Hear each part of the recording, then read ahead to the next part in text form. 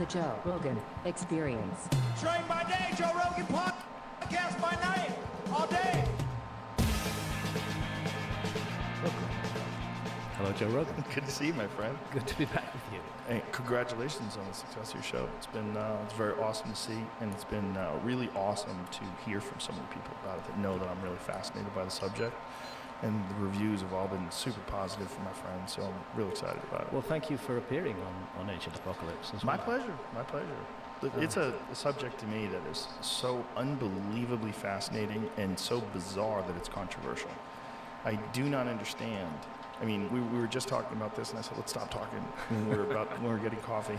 Yeah. It's, to me, it seems like there's things that are concrete, right? We know when Genghis Khan lived. Yeah. We know when they built the 16th chapel. We know a lot about the Parthenon and the Acropolis. We know about 2,000 years ago. We know when you start going way back, things get real sketchy. And to not admit that seems so crazy.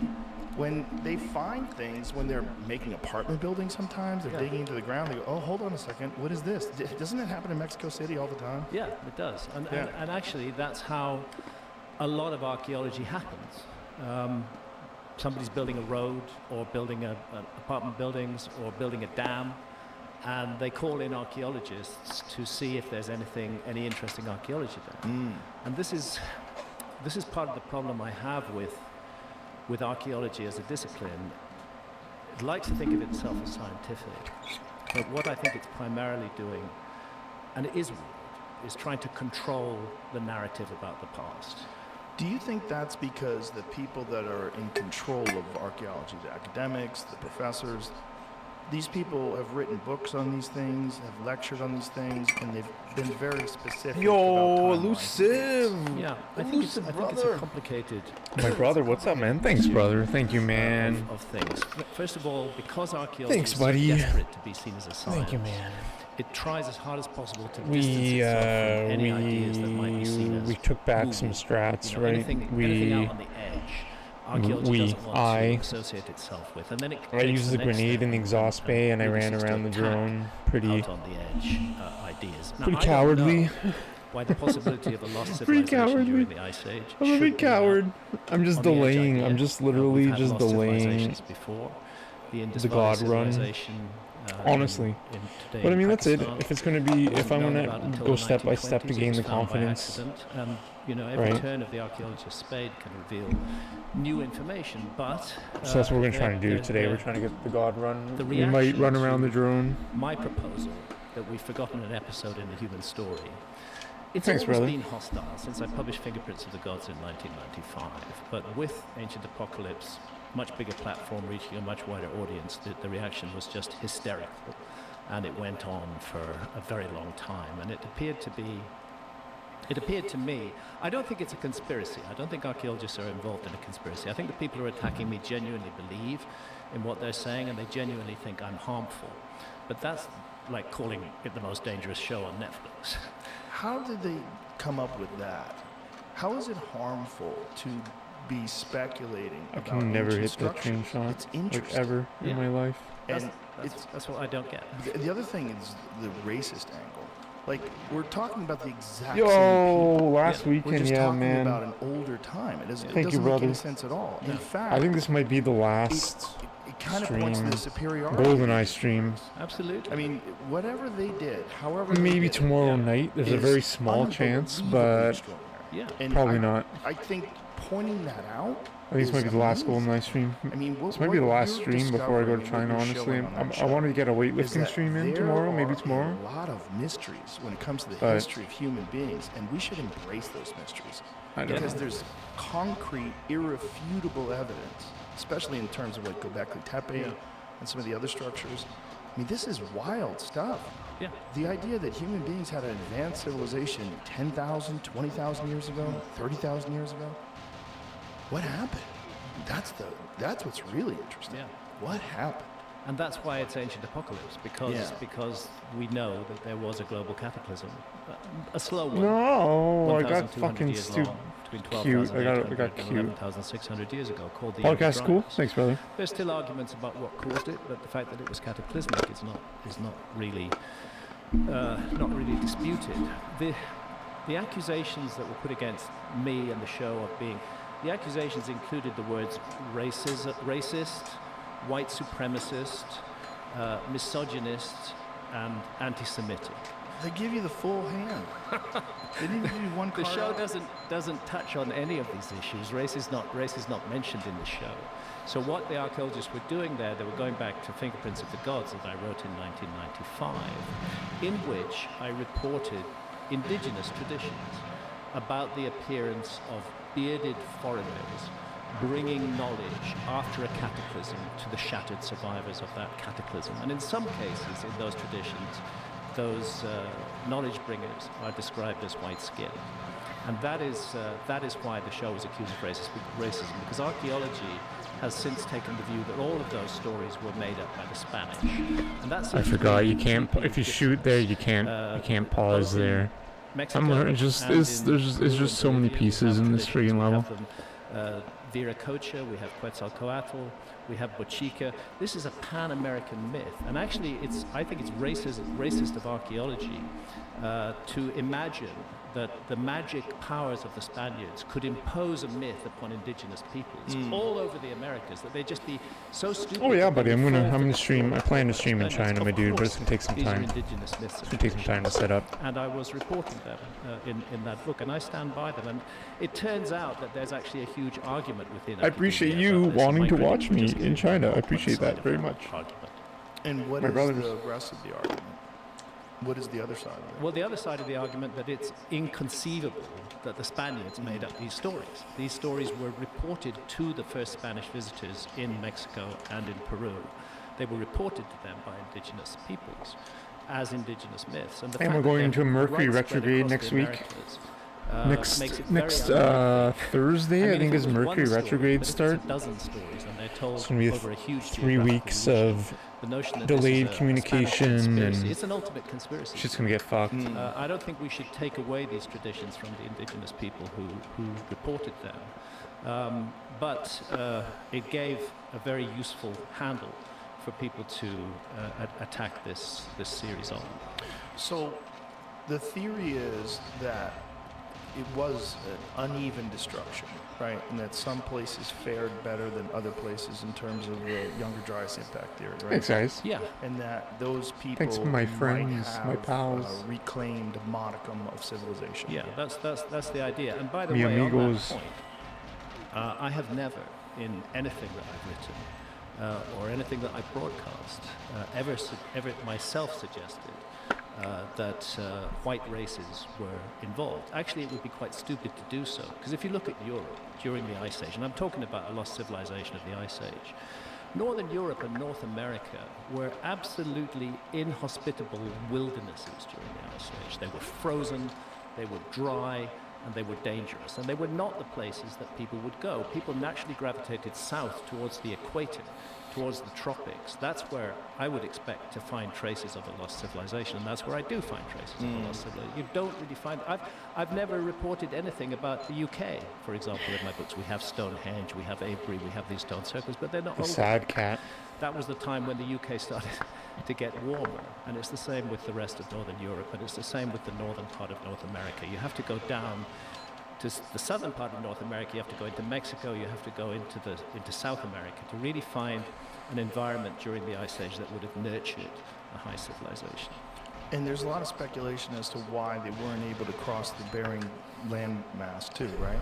Well, again, this is an area where there has been a narrative that archaeology has sought to impose upon us. And this was called the Clovis first idea, that there was a people who archaeologists called the Clovis people, we don't know what they called themselves, in North America. And traces of their characteristic tools, particular sort of fluted points, arrowhead spear points, turn up from about 13,400 years ago and end abruptly 12,800 years ago. And for a long time, with the beginning of the Younger Dryas, and for a long time, archaeology maintained that this Clovis culture, so-called Clovis culture, we don't know what they called themselves, were the first Americans, and that there were no human beings in the Americas before 13,400 years ago. And bit by bit, the new evidence has come in, which has forced archaeologists screaming and tearing out their hair to back away from the Clovis first paradigm and admit that actually, yes, there were people here before that. But even then, they're reluctant to go very far back. We've recently had these footprints in White Sands in New Mexico, 23,000 years old or so. That's largely being accepted now. But there are much earlier dates. There's 130,000 years ago from the Cerruti mastodon site near San Diego. That's the one that's being disputed because they say it could have been rocks that crushed the bones and made them that way. Yeah, what I see again is an unfortunate mindset where a new and interesting idea is proposed, supported by masses of evidence and published in Nature. You know, Nature has a pretty high bar to what it accepts. And then the critics look for any way to get rid of it. Can I stop you here? Are you aware of the boneyard in Alaska? I've heard of it, and it sounds fascinating. I don't think he's really. Oh man, this is fast. Well, it's an amazing discovery. This guy's a gold miner, and he has this large piece of land in Alaska. They're mining for gold, and they start finding like tusks. I chickened out, I pussied out. In one area that's only a few acres, they found thousands and thousands of woolly mammoth bones and tusks and a saber-toothed tiger. Was it saber-toothed tiger? No. It was short-faced bear.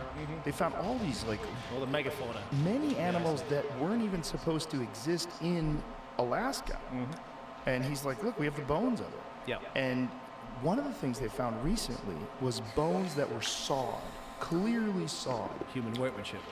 But like a sophisticated tool. Let me see if you can pull it up so you can see how it looked. Clearly cut. Isn't that amazing? Absolutely. So they're trying to find out what the dates on these are. That was my next question. Have they dated it? They just got these recently. This is fairly recent. So I believe he's had some issues with universities. Yo, there's these like boneyards in Alaska off his stuff. Oh dear. That are just well, he recently literally by a river. A bone rush in the and East it's like River. this cliff, and they just turns out shoot water at it out of like a fire hydrant hose. Stuff that they had taken and from they get like land mammoth tusks and mammoth teeth and shit. It's amazing. It's really incredible. They were balking at it, but meanwhile, these people have found it there. Yeah. So here it goes. I think many of you are intrigued by these Ice Age bones found in the boneyard in Alaska. If you zoom in, you'll see that it's been sanded or somehow been worked down to a smooth finish on the end. I'm going to carbon date one of them. I'll post the results when I do. So this is 3 weeks ago, so it's probably going to take a little longer. But look how smooth it is. Well, it's perfectly cut, and we'll look forward to seeing the dating results. But the fact that we're dealing with megafauna that went extinct between 12,800 and 11,600 years ago implies very strongly that it's at least that was it. That was the run. His area has a very thick layer of carbon. That seems to indicate some sort of a mass burn or some sort of a horrible disaster. So they're going through these layers of things, and they're finding an unbelievable amount of animals that died in this area. Just a mass die-out. Yes, and what would cause a mass die-out? Not human hunting. Right. This is I'm strongly opposed to what they call the overkill hypothesis. This is one of the alternative explanations for why the megafauna went extinct at that time. Right. Is that hunter-gatherers just look at that megalithic architecture. Isn't it just so beautiful? For a couple of reasons, that doesn't make sense. It doesn't make sense, first of all, because hunter-gatherers we know in the world it looks like the Osirion in Egypt. They live in coexistence with them. I've never live in been. balance with them. They don't just destroy them all. It's our kind of culture that destroys animals. Right, like what we did with the bison. What we did with the bison. Yeah. And therefore it seems very un-hunter-gatherer-like activity to completely destroy the megafauna. And the other thing is the simultaneous extinction of large numbers of creatures, that it's happening very, very, very quickly, suggests to me that we're looking at a disaster of some sort. And that's why the Younger Dryas impact hypothesis, which is solid science, although undoubtedly disputed, which suggests that multiple fragments of a disintegrating comet hit the Earth 12,800 years ago. Many of them didn't hit the Earth. Many of them exploded in the sky. They were not that big, maybe 100 meters in diameter. So they were airbursts, but they leave these characteristic signatures in the ground. And like Tunguska. Exactly like Tunguska. The Tunguska event is a recent example of that. 30th of June 1908 happens to be at the peak of the Beta Taurids, and the Taurid meteor stream is identified as the likely culprit for what happened in the Younger Dryas. Wildfires burning, you get these impacts smashing into the Earth's bursting in the air over forests. They cause huge fires, and that's why you get enormous amounts of charcoal as a result. And then the larger objects, it's thought, hit the North American ice cap and caused a very large amount of meltwater to flow into the world ocean, and that's what brought temperatures down at the beginning of the Younger Dryas. We can argue there are alternative theories. Maybe solar activity was involved. Robert Schoch refers a change in solar activity, and kudos to Robert. He's a brilliant scientist, and he's put his neck on the line by advocating a much older Sphinx. Any scientist these days in the field of archaeology who sticks his neck out and says that the archaeological narrative is wrong immediately gets massively attacked, and I think that's most unfortunate. There's a couple of points I'd like to make about this. First of all, we said at the beginning, most archaeology, certainly in the industrialized countries, is a result of a dam or a road being built and archaeologists being called in to see if there's anything there. It's not a target. Someone commented on something's happening in my Aztec PB video, and then there's huge areas, the raw video, that it unlocked a core memory of his when he was younger. I think he just randomly found the video, and he's like, this unlocked a core memory in my childhood. Revelations coming out of the Amazon rainforest. Yo, Lauren Malvo. Up until very recently, had very little archaeology done. You're talking Who the about fuck is 6 Lauren million square Malvo? kilometers of the Earth's surface, which has hardly been touched by archaeology. And who did you? Yo, what a base! Thanks to LiDAR. Who did you toggle? Oh, you put the tilde. Okay. Who's Lauren Malvo? There were potentially populations. Totally agree with Ace. Malvo would be all about that chaos, not about boondoggle at all. In length. All of these things are Mass recent AI. discoveries which says we should be thinking again about the Amazon. Same goes for the submerged continental shelves. 27 million square kilometers of the best real estate on Earth that were above water during the Ice Age are underwater now. Yes, there's been some marine archaeology, but not enough to rule out the possibility of a lost civilization. And the same with the Sahara Desert, 9 million square kilometers. A little bit of archaeology done, but before archaeologists say there was no lost civilization, this is what the Society for American Archaeology said in their open letter to Netflix, I've never seen Fargo. complaining about my show. They said, we know that there was no lost civilization during the Ice Age. And my question to them is, how can it's got the guy that like a lot of memes came from, right? Relatively small the guy's facial expressions are pretty they should be saying, we don't think there pretty was legendary. During the Ice Age. Aren't a lot of memes come from that like show of that guy? It's silly, and it's also like the good guy, not the bad guy. It becomes more and more of a problem the more things get discovered. And the more they push back harder and more like emotional. The what the fuck you talking about meme? It's really kind of crazy the way they behave. What's that guy? As if they have like an accurate. I've never seen the movie, like the show. Like the way they viewed some of the older hieroglyphs that depict civilizations that were 30,000 years ago, like kings and the lineage. King lists from ancient Egypt go back 30 plus thousand years. But they want to pretend that those are myth. Yeah, and yet, for their chronology of ancient Egypt, they actually use the king lists. I don't know the premise of the show at all. The moment those king lists start giving dates that fall within dates that archaeologists like. Everything before those dates, they say, oh, they just made it up. How crazy is that? Wouldn't it be a fascinating alternative if you were an archaeologist to go, you know what? Maybe this king's list is legit. Maybe this it must be good really if you're watching it. Like, it's such a random show to rewatch. And now we have to figure out how. How'd they do it? It would be a fascinating alternative, but unfortunately, it's not the way that archaeology works at the moment. I repeat, a lot of archaeologists have accused me of accusing them of a conspiracy against me and trying to suppress if someone wants whatever flag, I see people who at this point now, I'm like, if every single person has their own flag, I would be fine with it. Like, that's how, like, and you know there's gonna be like, and it's like it's fair because there's a lot of flags out there now. When it comes to a lot of flags. Look, I mean, I said flag. If I get in an airplane, I do want the pilot to be a properly qualified pilot. I want him to have undergone all the training to be really good at what he does. But flying an airplane and studying the human past are two different things. And archaeologists often compare themselves to airline pilots. They say you wouldn't get in an airplane without a properly trained pilot. So why if they had like without a properly trained archaeologist? custom upload flag. I'd say is you've got blinkers on. You've got a very narrow perspective of what the past could be, and you're defending and protecting that perspective. Yo, Genitales! What's up, Genitales? How are ya? And that's Welcome. where we get into a kind of religious Personal views from her from aspect, where they continent become the away. high priests of the past. Well, like Zahi Hawass is an excellent That's example jokes. in Egypt. Zahi is an excellent example. Let's go. He does not want to even entertain the notion that there's some sort of a gap in the knowledge of history. Genitals. If you just say the word Atlantis to Zahi Hawass, he That's goes jokes. He absolutely goes nuts. And that's irrational too.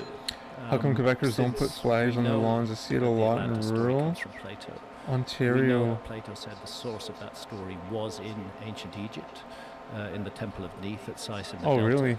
And Rural ancestor Ontario, Solon really? visited that temple. Yo, and was told Sailor the story, Curse was up, brother, which he man. put into the word Atlantis. With the is not an emotes ancient Egyptian again. word, that's one Thanks. of the problems.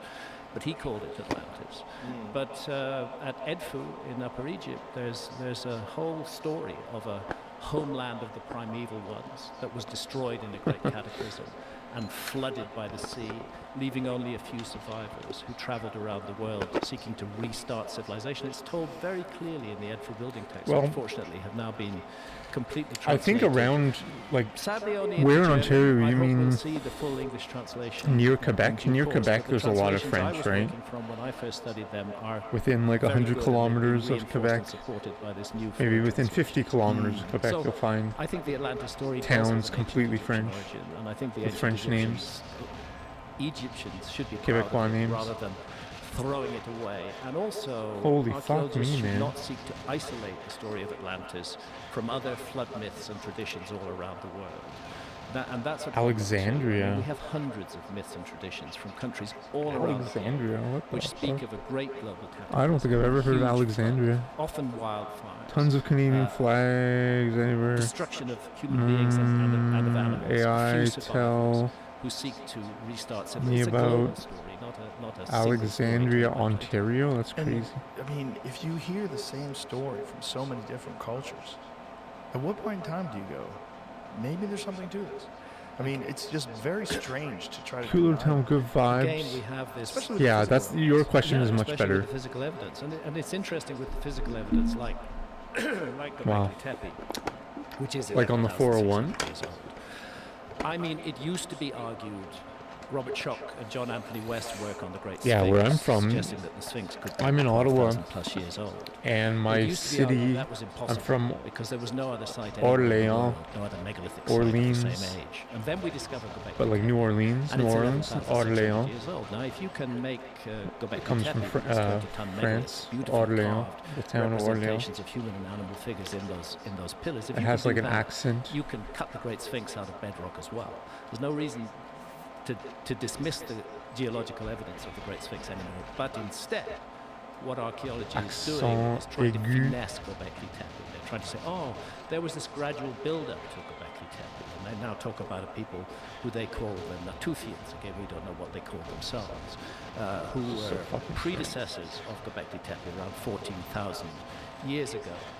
And they show. Yo, Colin Bolts, thanks, things that look man. like I saw you streaming, tiny dude. little Dude, stone walls bro, I they saw built. you. Sort of You're thing so can close find, to a fucking dry 20, stone man. wall that you can find anywhere There's in one Wales run, to like this about day. an hour ago. And this is supposed to be a You prequel yelled to about the Göbekli warp. Tepe. You I'm didn't sorry, hit the you glass just warp. don't start off making dry stone Troll walls ass and game. then wake up one morning and create 20-ton megaliths in huge stone circles. You're so close, man. You're right there, brother. Thank you, dude. Astronomically aligned, as we have. What's that emote? The No, light yeah, bulbs? What is how? that? What's Like, that badge? What did they do? The fuck How is are this? you even? Where are you getting Got those light bulbs as your 20-ton badge? That's megaliths sick. from? How far do they have to transport? In the case of Göbekli Tepe, not far. Welcome, welcome. Hundreds of meters. I've stood on top of one megalith that they partially cut out of the bedrock with the T-shape, but then they found a fault in it and they left it there. It would have been a 30-ton megalith. They clearly intended to release it from the bedrock, but it had a fault, so they left it alone.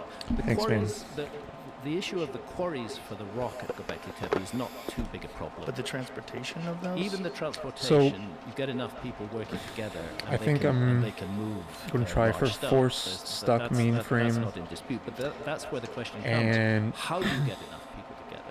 How do you have I think I'm going to start with grenade in the exhaust bay and run through the drone. And I think that's what I'm that is going the to do. problem that is not answered in the case of I might change my mind. I might try to run, get boosted through the console and run through the drone, or I might switch them. There's not supposed to Get boosted through the console at that period. and run around the drone. I gotta not see. even copper. I have a complicated view on Göbekli Tepe. Let's say it's my hypothesis. It's not a fact. I don't claim this as a fact. I'm not doing the crouch glass there's no opening. doubt that the population of around Göbekli I'm not doing Tepe it. were all It's too infrequent. when Göbekli Tepe started to be made. And that's the weirdest thing of all, because previously archaeology always used to say hunter-gatherer cultures did not have the manpower, did not have the organizational skills, could I don't not think I'm generate good the enough surfaces that would to allow do people the to specialize box in crouch architecture and ending engineering and also astronomy and so on. in the big It used room. to be said that hunter-gatherers couldn't do that. Because Now I've had 0 archaeologists have successful backpedaled on that. They're attempts. saying, well, yeah, clearly hunter-gatherers did it. Over The like funny maybe thing like is 20 that- crouch that attempts. during the 1,000 years that Göbekli Tepe In the big room, I mean. and it runs from roughly 11,600 years ago The box to say crouch. 9,600 years ago. I think I'll refer to the big room the ending as the 10,600 box years ago. crouch During strat those and 1,000 the years, the population of Göbekli Tepe the dark transitions room, from being the hunter-gatherers glass to being crouch agriculturalists. versus the So we box see crouch. two new ideas suddenly pretty good appearing at delineations. Göbekli Tepe. Enormous megalithic architecture and a shift from hunter-gathering to agriculture. And what Göbekli Tepe looks like to me is a transfer of technology. That people who already knew But how hey, I to work appreciate megalithic you guys being architecture here. and align it precisely to the rising The bros, the stars, legends, for example, Sirius, came to Göbekli The Tepe epic at a gamers. time of chaos and cataclysm in the world, and they sought to introduce a new way of thinking. I think Göbekli Tepe was created as a project to mobilize the local community, to give them I something think to work on, to bring them together. Speedrunning is bigger And it's than not an accident video that during games. that 1,000 years they transitioned from hunter-gathering to agriculture. I don't It's a metaphor. see massive technical complications in creating Göbekli Tepe, except those very precise alignments. But what I do see is a sudden appearance of something that shouldn't have been there. And that requires You got a explanation. crouch run How do they into the crate like determine right the after the upload. emergence It's weird. Yeah, I can never. Oh, I agriculture think so. versus That's agriculture bumped up to that YouTube. Man. existed in some areas and not Appreciate others, that. like it does now. Like you can go to the Amazon and you can see hunter-gatherers, and then you can go to Yeah, dude. Sao Paulo and see a major I don't even have metropolitan time city. to I was duck. just in Manaus, and it's I think what fascinating, happens is I actually. get They have a shot up, tower up there and in the jungle. I'm unable to duck, and my God, that inputs tower are just 150 meters up, and on one side, they're unregistered because I'm just getting endlessly, lit up. infinitely into the I think that's what distance is the happens. Amazon I can't. rainforest. I don't Turn even the know other what the way, fuck happened. And there's the city of Manaus, Wow, looking at you with its skyscrapers. And that's it's, gotta be wild. it's a wild sight to see. Actually, the interesting thing about the Amazon, Joe, is it's been So I've had like reasonably 0 successful over the attempts. years, and fortunately, archaeology is If you get beginning to hit come in that to window terms after with the it. upload, There was agriculture in Amazon, going back a very long way, going back at least 10,000 years, maybe further. it's over, eh? Yeah, we may that have does discussed sound this like before, what I'm but there's experiencing. this It's just like it's over every time. soil Like, that exists in the Amazon that they call Interesting. terra preta, so you got or to. Amazonian. I guess you got to time when you get the Recent, boost in the big run, investigations have right? shown without doubt that it's man-made and deliberately man-made. Like not an Goose, accidental Goose result is of refuse, 133. but He a does a deliberate really attempt awesome to make job the of. Amazon fertile. And how do they He goes know it's wide over? into the big room, Because they find in it the same ingredients, and and he amongst gets those, like amongst boosted those right through the ingredients glass are to always the broken console. bits of It's amazing. ceramics. It's like- That's one of the it's- odd things. They seem to be part of what makes it It's work. so epic. Really? Yeah, Ceramics. ceramics mixed in there with dung, with If you get hit in that window after human the refuse, upload, all cracks on deliberately agent. put in there, not an accidental dung heap, but a place that human beings said, we're going to make this ground fertile. Yeah, Because rainforest it's a good idea. soils are not particularly fertile. The fertility of the Amazon comes entirely from the fall of leaves onto the I soil. mean, I'm It not ignoring refertilizes that. itself, I'm but just to grow saying crops I'm on not the going for Amazon the box is a ending very right now. different prospect. And this is where terra preta really comes into its own. And I've been standing in a pit with an archaeologist there, a terra preta pit, and you can see this beautiful, rich soil. And it is a mystery. It constantly replenishes Thanks, man. itself. It never gets used up. Settlers seek out areas of terra preta. And it fits with this notion that, no longer a notion, it's a fact, that there was a population of millions in the Amazon 10,000 years ago. And they were living a highly productive, sophisticated life. They were using agriculture. They also gardened the Amazon. The hyperdominant trees in the Amazon are all fruit-bearing trees. The Brazil nut tree, for example, which is a I huge just like tall him tree, retarded. is a food-bearing tree, and they exist in far greater numbers than they should do if they developed naturally. Humans manipulated the Amazon and made it serve human needs thousands and thousands of years ago. And then we have these enormous structures that are appearing in the Amazon, which are being referred to as geoglyphs. They call them geoglyphs after the Nazca lines, actually. The Nazca lines in Peru are huge ground images, sometimes geometrical in form, sometimes showing animals or birds or spiders, other creatures, often actually showing Amazonian animals. But in the Brazilian Amazon, in the state of Acre, as a result of clearances of the Amazon that have been done for farming purposes, there's this rush to just cut the Amazon down and replace it with cattle ranches and soybean farms. Those clearances have revealed something that, again, according to the old view of the Amazon, shouldn't be there, which is gigantic earthworks, huge ones, a bit like the henges in Europe, enormous embankments, ditches, and in geometrical forms. So you get enormous squares, enormous circles. You get a circle within a square. They keep repeating these geometrical images, and they're thousands of years old. When we were down there just recently, we had a local LiDAR guy working with us. These days, you don't have to even use an airplane to find things with LiDAR. You can fly LiDAR off a drone. And flying his drone within a mile. So I let go of no C up when outside the rainforest now. He found two more huge geoglyphs when I duck at the box, because I'm a keyboard player. And this is bizarre and so puzzling. They reckon, the team working on this, I let go of C up. Could that be the reason that I'm never able to do it ever? And geologist. They reckon that there's thousands of these things still under the rainforest canopy. Thinking and there's a huge like absolutely. Story. So one of the places I would look for a lost civilization is the Amazon rainforest. How do they know that the Terra Preta replenishes itself? What could I do? I could pinky. It's something to do with microbes. I can pinky and thumb down while still keeping C up. Okay, let's see. And they keep on regenerating. They don't get used up. It's a kind of miracle. You could do something like that. I don't know if you can see the input display. They fully understand Terra Preta, but what is fully understood, and it's understood by settlers, is that if they plant on Terra Preta, they're going to get rich crops coming out. Is there a way to reproduce that in America? Attempts have been made to reproduce it. So you don't ever go of C up or forward or whatever? There's even indications that some of the modern indigenous peoples of the Amazon are still creating Terra Preta. This is a whole mystery that needs to be investigated much further. I'll try with my pinky and my thumb. The oldest examples are more than 8,000 years old. And that's just in the areas that have been surveyed. Very likely Terra Preta goes back. You know what I could even do? I can even fucking... Because it's such an issue with modern farmland. 2.x and cruise control. The big room. Modern fertilizers, which are not helpful in many ways. And or just cruise control 1.x. No, I'm 1.2. You they could figure out a way to reproduce Terra Preta. So in the pause, you know what I mean? One of the many ways in which our so-called keyword grip problems for real, yeah, dude. Society could learn from dude, there's a couple points. There's a lot of points in this level that I'm thinking disadvantaged. I think the start. And about clever things. If you look at specifically clever things like curare, which is another Amazonian invention. If you look at non-keyboard players, I'm not going to name any names. If you look at non-keyboard players, there's 11 ingredients. Okay, I'll just say it. Curare. David Clemens is. Those ingredients are not. You see at the start. You see, I'm like. I'm using my middle finger. This is as fast as I can switch between the two. Because if you're going to shoot a monkey 200 feet up a tree with your arrow, you don't want it coiling its tail around the tree when it's dark. You know how like left strafe overrides right strafe, right? Is another Amazonian invention, and again it consists of several guess that is my ring finger though. But I'm just thinking the backwards thing. Let's see, does C up override C down? I don't know. Let's see. A scientific mindset. Yeah, C up override C down. That's wild. Please. We have to That's really hook up crazy. the magical HDMI. HDMI. So C up overrides C down.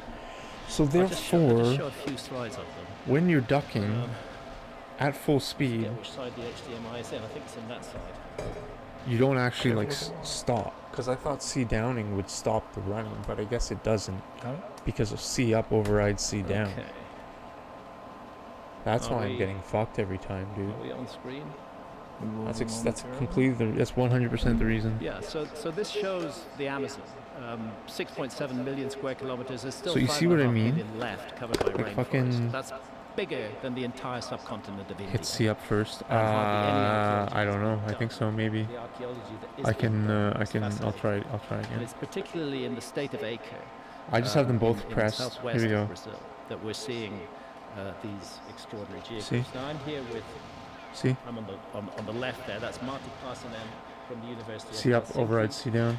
And that is Fabio Filho, who's the LiDAR expert, and that's Alceu Ranzi, who's a Brazilian geographer and archaeologist. I'm just learning that though. I'm not saying it like I knew that. Like I didn't know that 5 seconds ago. It was just incredible to fly over there. I've flown over the Nazca lines many times, but to fly over this and to see these huge earthworks on a scale of hundreds of meters, sitting there, often encroached on by farms, was very. So what I'm very, saying very is, exciting. And what's the conventional alien finger explanation people, for these things? There is no conventional they explanation. can because just like really mash. it's only begun to be studied. They I'll can say just we mash first noticed everything, them on an overflight more than 20 which is years ago, but it's only relatively arguably recently the best that way they've to play started it. to get the funding, and I want to pay You tribute just to fucking Eugene like Jong, just play like that. who is a philanthropist. Who has provided funding, for these Especially guys in to this continue level. their work, and who's also provided funding to the Comet Research Group, and who's also provided funding for the DMT research that's being done at UCSD. But I do like Who's- keyboard, what's but his I don't know. Eugene Jong. He's a brilliant I don't think guy. it's ideal. J-H-O-N-G. He's a brilliant I might be wrong, philanthropist, though. and he's so open-minded, and he's looking to support research in areas that the mainstream I think I just have to won't train my touch. fingers better though, So honestly. we're looking at Fazenda Cipoal here. And I know where other we levels would have done an that, octagon but with rounded corners. And then this is Santa's It shot is what of it the is. same place, and you can see what's going on. You see the smoke in the background there? That's the Amazon burning. That's settlers clearing the Amazon to create more farms. But in the foreground, we have this enormous geometrical event, which is a huge oval surrounding a square. And did they find this once they started clearing? I'm new. This was found as a result of back. clearances. Maybe like That's how 10, 20 it minutes. became. Sorry, I'll be back. Archaeologists became aware that these things exist. So before that, this was completely covered with trees. Completely covered with rainforest. It was only it's a sort of mixed blessing or mixed curse, if you like, because the clearances made it possible for us to know that these things exist. But the clearances ultimately will destroy the entire Amazon if they're allowed to continue. Jacosá, on the left, a square surrounding a circle. And here's a couple of sample shots of Jacosá. You can see there's a large square earthwork and a circle in it. That's almost, not quite, but almost like the Greek exercise of squaring the circle. It's like geometrical exercises are taking place here in the Amazon. Again, a square with these curious scallops cut into the side of it and a circle. There's just so much of this stuff. Taquino, absolutely giant geoglyph. And these things really, on the old view of the Amazon, shouldn't exist. They involve enormous expenditure of effort. Creating these earthworks is a huge job. If there was a lot of stone in the Amazon, I think we'd see stone circles on them as well. There's one place further north called Rego Grande where there is an earthwork with a stone circle in it because stone is locally available. So do you think this was the base of a structure? Like, what is the speculation? No, I don't think so. I've talked to indigenous people there who still respect and revere them. And they say that they were for shamanic journeying, that the population would gather within them. There would be certain areas that might be reserved for the shamans. For example, the square on the left, those two cut out areas, top left and right of that square. It suggested that shamans were in there and the rest of the population were in the other area, and they were undertaking visionary journeys, perhaps using ayahuasca. Of course, the Amazonian peoples are experts in the properties of indigenous plants. So this is their folklore, or this is their story? Yes, this is the story of indigenous, so that's indigenous what they people. say. I talked to an Apurina elder, and he said, we don't know exactly why these places were made. They were made so long ago, but we respect them, we revere them, and we think that they were used by shamans in the distant past. So they were aware of them before the clearing? Yeah, they were aware of them before the clearing, and they revered them. Yes, they used them, and they still have community gatherings in them. No, they weren't a base for structures. I'm drawing attention here to Severino Calazans, this large square on the left there, which has coincidentally the same footprint as the Great Pyramid of Giza. It just shows you the size of that enormous earthwork. But it's a mystery. More work needs to be done, and much more needs to be surveyed. And thanks to LiDAR, that can be done non-invasively.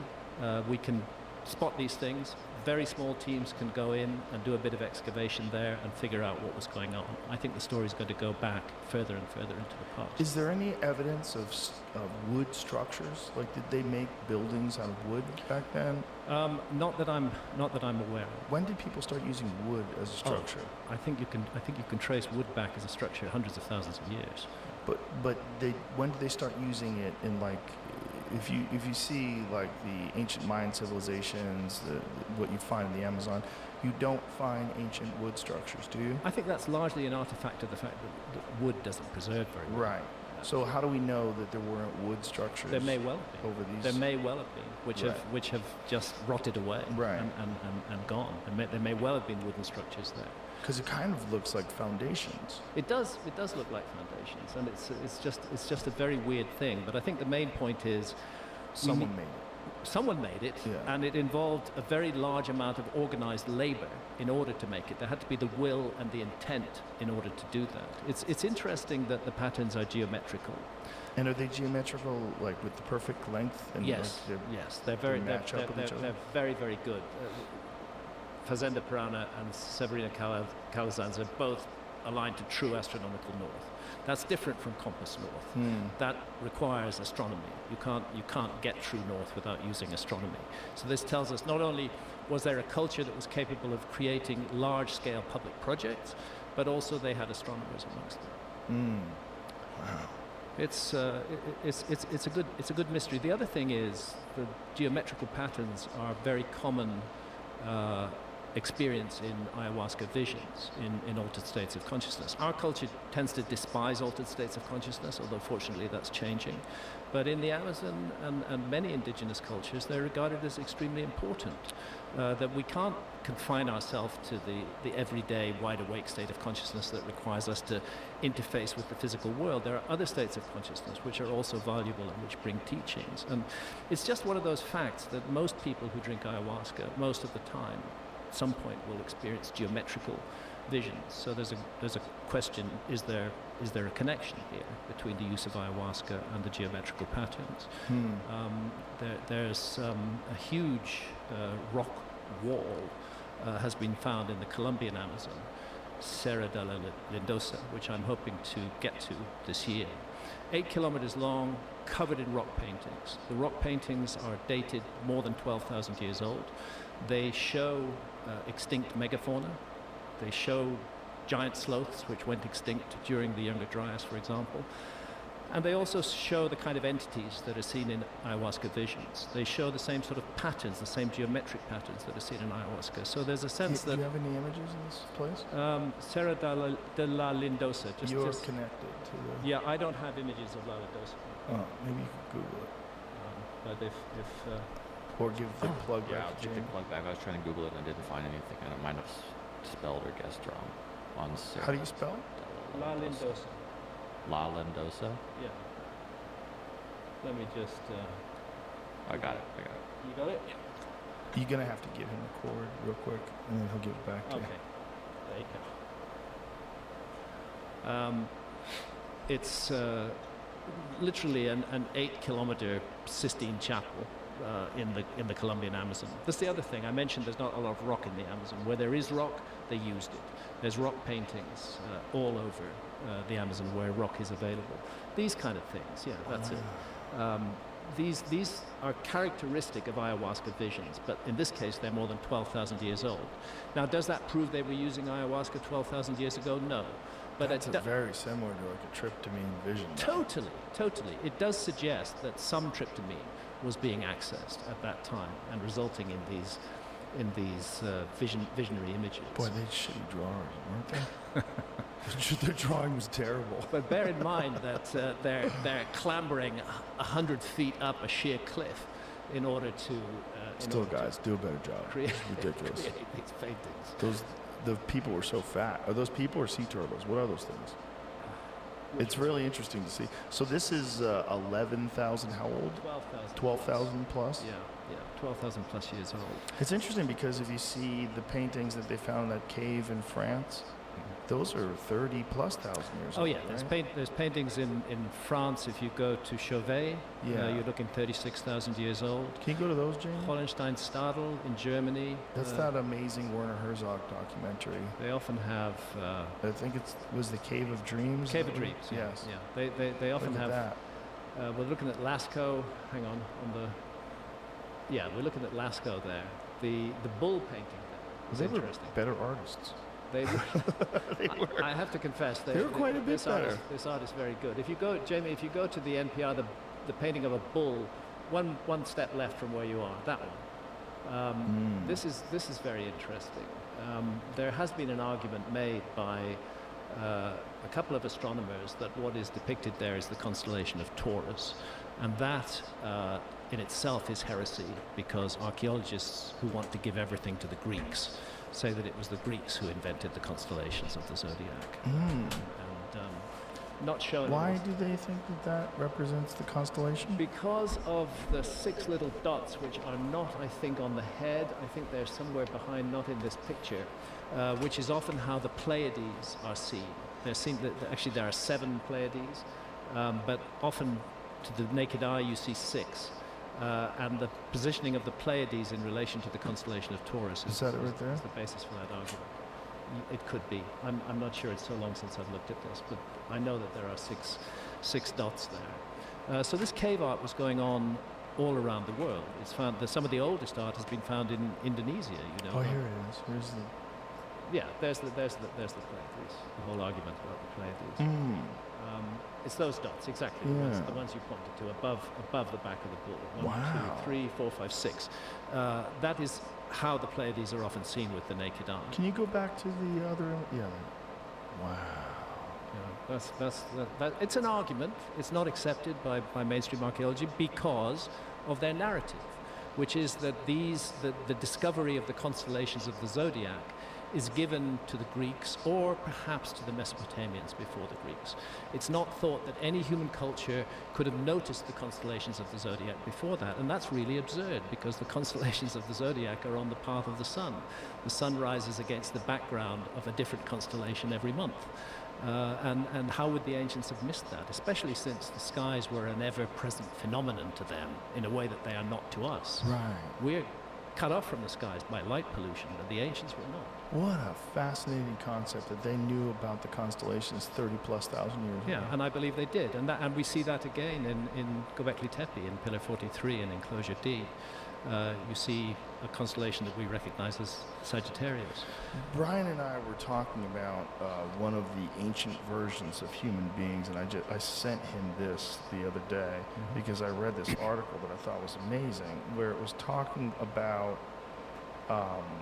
they found wooden structures that were 500,000 years old. That's right. Yeah, so I'll send you this, Jamie. You sent that to me as well. Yes, I did, yeah. This is very wild, right? Because that's, what is that? Well, 500,000 500,000 years ago is pre-anatomically modern humans. Right. The earliest example of anatomically modern humans so far found is about 300,000 years, and that's from Morocco. But there's a new thinking going on now. What about the Neanderthals, who we know that anatomically modern humans interbred with? Maybe the Neanderthals are just another anatomically modern human form. Maybe they're not. They're not a different species. They're Homo neanderthalensis as opposed to Homo sapiens. But maybe it was all one, and there were different forms of human beings at that time. If in that case, these wooden structures would fit within the Neanderthal time frame. This is that same culture, Jamie, that Brian was telling us buried their dead in a very sophisticated way, where they had to crawl through these cave No, Brian systems. was talking about Homo naledi. I think this is Homo naledi. This is from I South think that's Africa? what they're talking about. I believe that's what they were talking about. Wooden structure from Zambia. Homo naledi is in South Africa, and it is fascinating. And Lee Berger, who I mentioned to you, A species similar to Homo naledi. yeah, See, Homo, how do you say that word? Homo naledi. No, the other one. Homo Heidelbergensis, Heidelberg, some remains found near Heidelberg in Germany. So this is what it says. We don't know exactly what species made the structure, but Homo, how do you say it again? Homo Heidelbergensis Heidelbergensis, or a species similar to Homo naledi. might be candidates. Yeah. Yes. Interesting. So Homo naledi is interesting. That's the result of a National Geographic explorer in residence called Lee Berger. And he, as you discussed with Brian, we won't go over it again, but he found evidence of deliberate burial in a very complicated, difficult cave system, which you can hardly access. Yeah. Of course, immediately this was published, and it was published in a Netflix documentary. The archaeological establishment descended on him like a ton of bricks and tried to find all kinds of reasons why it couldn't possibly be deliberate burial. Whereas I think it would be much more interesting if archaeology tried to, first of all, look at all kinds of reasons why it could be deliberate burial, because that opens many doors, whereas saying, no, it's impossible, just closes all the doors. Well, what are the alternative explanations for why they had mass burial sites inside of a cave? They fell there, something like that. All of them? Yeah, all Over of them. many and years? somehow buried themselves under the topsoil, and then left engravings on the cave walls, which are very, very similar to engravings that we find in the caves of France, for example. Well, it does make sense, though, that ancient human species would slowly learn the things that we learned. They would slowly pick up tool making, they would slowly pick up the ability to harness fire. Yeah. And that as time went on, as the species became more sophisticated and more advanced, as it evolved, it would just refine those methods. Yeah, that does make sense. The question is, when did it happen? This is why I sometimes wear a T-shirt, and I did on the last show with you, which says stuff just keeps on getting older. Yes. And a lot of people don't understand what I mean by that. But what I mean by it is that archaeological discoveries are constantly pushing horizons back, but not considering the implications of that. It wasn't so long ago that anatomically modern humans were thought to be just 50,000 years old. Now, if anatomically modern humans with the modern brain, with our capacities and abilities, have only existed for 50,000 years, that doesn't leave a lot of room for a lost civilization to come and go. But then we find 196,000 years ago from Ethiopia, and then more recently 300,000 years ago from Morocco. And suddenly the expanses of time that have not been investigated, in which a civilization could have risen and fallen, become much greater. And that's why it's important that stuff just keeps on getting older. Very fascinating also that the oldest known ones are from Africa. Yeah. And obviously that's where Egypt is. Yes, that's exactly where Egypt is. And you know, we must recognize Egypt as an African culture. Yeah. That is what the ancient Egyptians were. I believe their language belonged to the Hamitic language family, which is closely related to the Somali language, for example, in East Africa. African culture, incredibly sophisticated, incredibly advanced, doing stuff that we just don't know how to do today. Archaeologists will tell you they could build the Great Pyramid, but I defy them to do that. The Great Pyramid is literally impossible. It's something that doesn't make any sense. It certainly doesn't make sense as the tomb of a megalomaniac pharaoh, which is what we're told it was. Well, it's also sort of the ultimate, if you wanted to leave behind evidence of your culture, something that if there was a cataclysm and people did have to sort of rethink the history of the world, that would be the best thing to leave. Time capsule. Because it's so insanely sophisticated that you're forced to sort of reckon with this idea that something might have existed before us. Yeah, definitely. And it incorporates all kinds of interesting math. It incorporates pi, which again is supposed to have been discovered by the Greeks. It incorporates the dimensions of the Earth on a particular scale. There's a lot about the Great Pyramid which suggests that it was intended to transmit information to the future. And that's one of the reasons why it's so big and so enormous, and why we keep on finding new chambers and passageways inside the Great Pyramid. There's a thing called Scan Pyramids, guys, which is now going on, which is using the latest tech, and they've identified a second Grand Gallery above the Grand Gallery. The Grand Wow, Gallery I guess is I one better of the advertise. features I of the Great Pyramid. realized It's 30 feet on high, Saturday 20 feet long, at rising up through the center of the pyramid, but now we know 1 there's a second p.m. one above it that hasn't been explored yet, and that's a result I'm of going Scan to be Pyramids. talking There's about like corridors China and passageways Megaliths that we didn't know live were there. with So the Great Pyramid is gradually, Nick from the bit by bit, Occult revealing its secrets, Rejects, and it's almost as though it was waiting and I for forgot a to time advertise when it human because we were weren't going to ready do it live, to and receive then those he secrets messaged me a and couple have days the ago. He's like, "Hey man, you want to do this ability live?" I'm to like, "Sure." How do they access? So the I'm gonna be second talking about Grand Gallery? megaliths on Scanning. Saturday. It's all What about lose was up, man. How can humans- Saturday. I'll It paste the could- link in could- here. I'll paste the video That's link. a very good question. It's there. The question is, at What's what it point called? was it I'll do it made? right now. Was it part of Saturday should at it 1 be p.m. part of the original construction of the Great Pyramid? As they were building the Great We were Pyramid, talking they created megaliths one and Grand just- Gallery, and they just, created another. Psychedelics. When we It talk looks to to be the same size, psychedelics yeah. From the scanning, the scanning just shows and my a near-death void. experience. But I'm informed reliably Yeah. that the Chinese recent megaliths, investigation has psychedelics, identified that void as and another Grand Gallery, which is near-death inside the Great experience. Pyramid. And the Grand Gallery is one of the wonders of the world. So it could have artifacts in it. It could have artifacts. Mainly it's in just it. gonna be Same goes for megaliths, those man. We're just gonna be talking shafts that megalith cut stuff. through the walls of the Queen's so-called Just like Queen's Chamber in we're not Kiev, even right? talking. I resist I'm these sharing names all that my archaeologists have applied video to the Great Pyramid. I resist the and with notion that it was a timestamps, tomb and we're of going Khufu. over like, dude, I I'm sharing resist like the notion we're that gonna be the looking subterranean at chamber, hours which on is my video. 100 feet I'm sharing all of it, vertically beneath the base of the and Great that's the Pyramid way. It's was the only way. intended to be Khufu's tomb chamber. Then they And just changed their I'm minds planning and to film in abandoned it. Then 4K. they built the one that's now I'm called planning the to film in Queen's Chamber. 4K That when I was go back to intended China. be for Khufu, but they abandoned I'm that planning as well. to Then they do went up film the Grand everything in Gallery 4K, and they man. created the I feel like so-called this King's 1080 Chamber. is And just, because it I don't has a know why. sarcophagus in it, and for no other reason, It's just that is it's said to have been you the can original just see burial the place difference now. of Khufu. It's I not think we enough reached that evidence, in my point. view. And the connection. I gotta film in 4K. I can't film in from 1080 anymore. hieroglyphs depicting Anyways, his the link. vision that if he uncovered the Sphinx, he would become the Pharaoh of Egypt. Isn't there something along those lines? There is something along those lines, and it's Thutmose the fourth. So or yeah, I third, got if a remember I got a correctly. 4K drone. In other words, he's I a did it. later pharaoh I bought a from 4K the time drone. of the Old Kingdom. I had to do it. And he It's put coming. It's between the arriving paws soon. of the Sphinx a stela, which is I'm called doing the it. Dream Stela.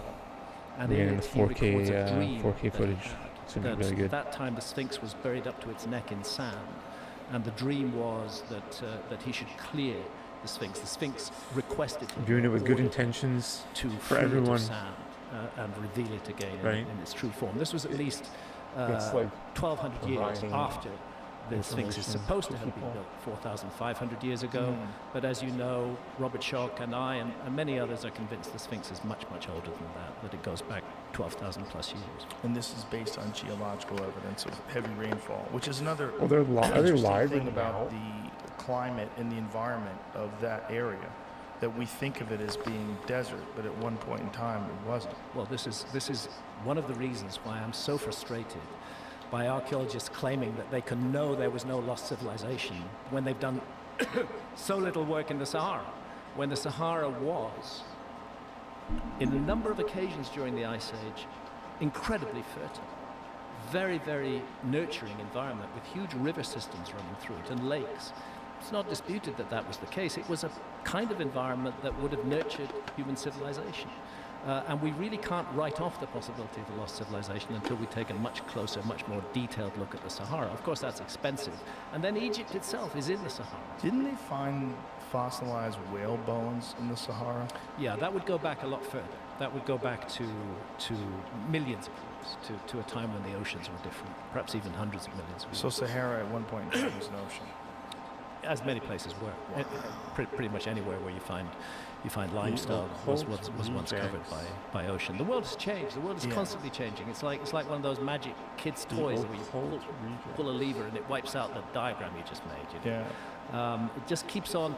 The world keeps on recreating itself, and we human beings make our journey through this through this changing world, and we try to fix it and say this is how things were, this is how things will be, and it never cooperates with us. It's just incredibly fascinating that the timeline, when you go beyond the traditional timeline and you get back into where you and Robert Schock have speculated the age of the Sphinx, now you're talking about a completely different environment of lush rainforest and many resources. Absolutely. We're talking about a completely different Sahara.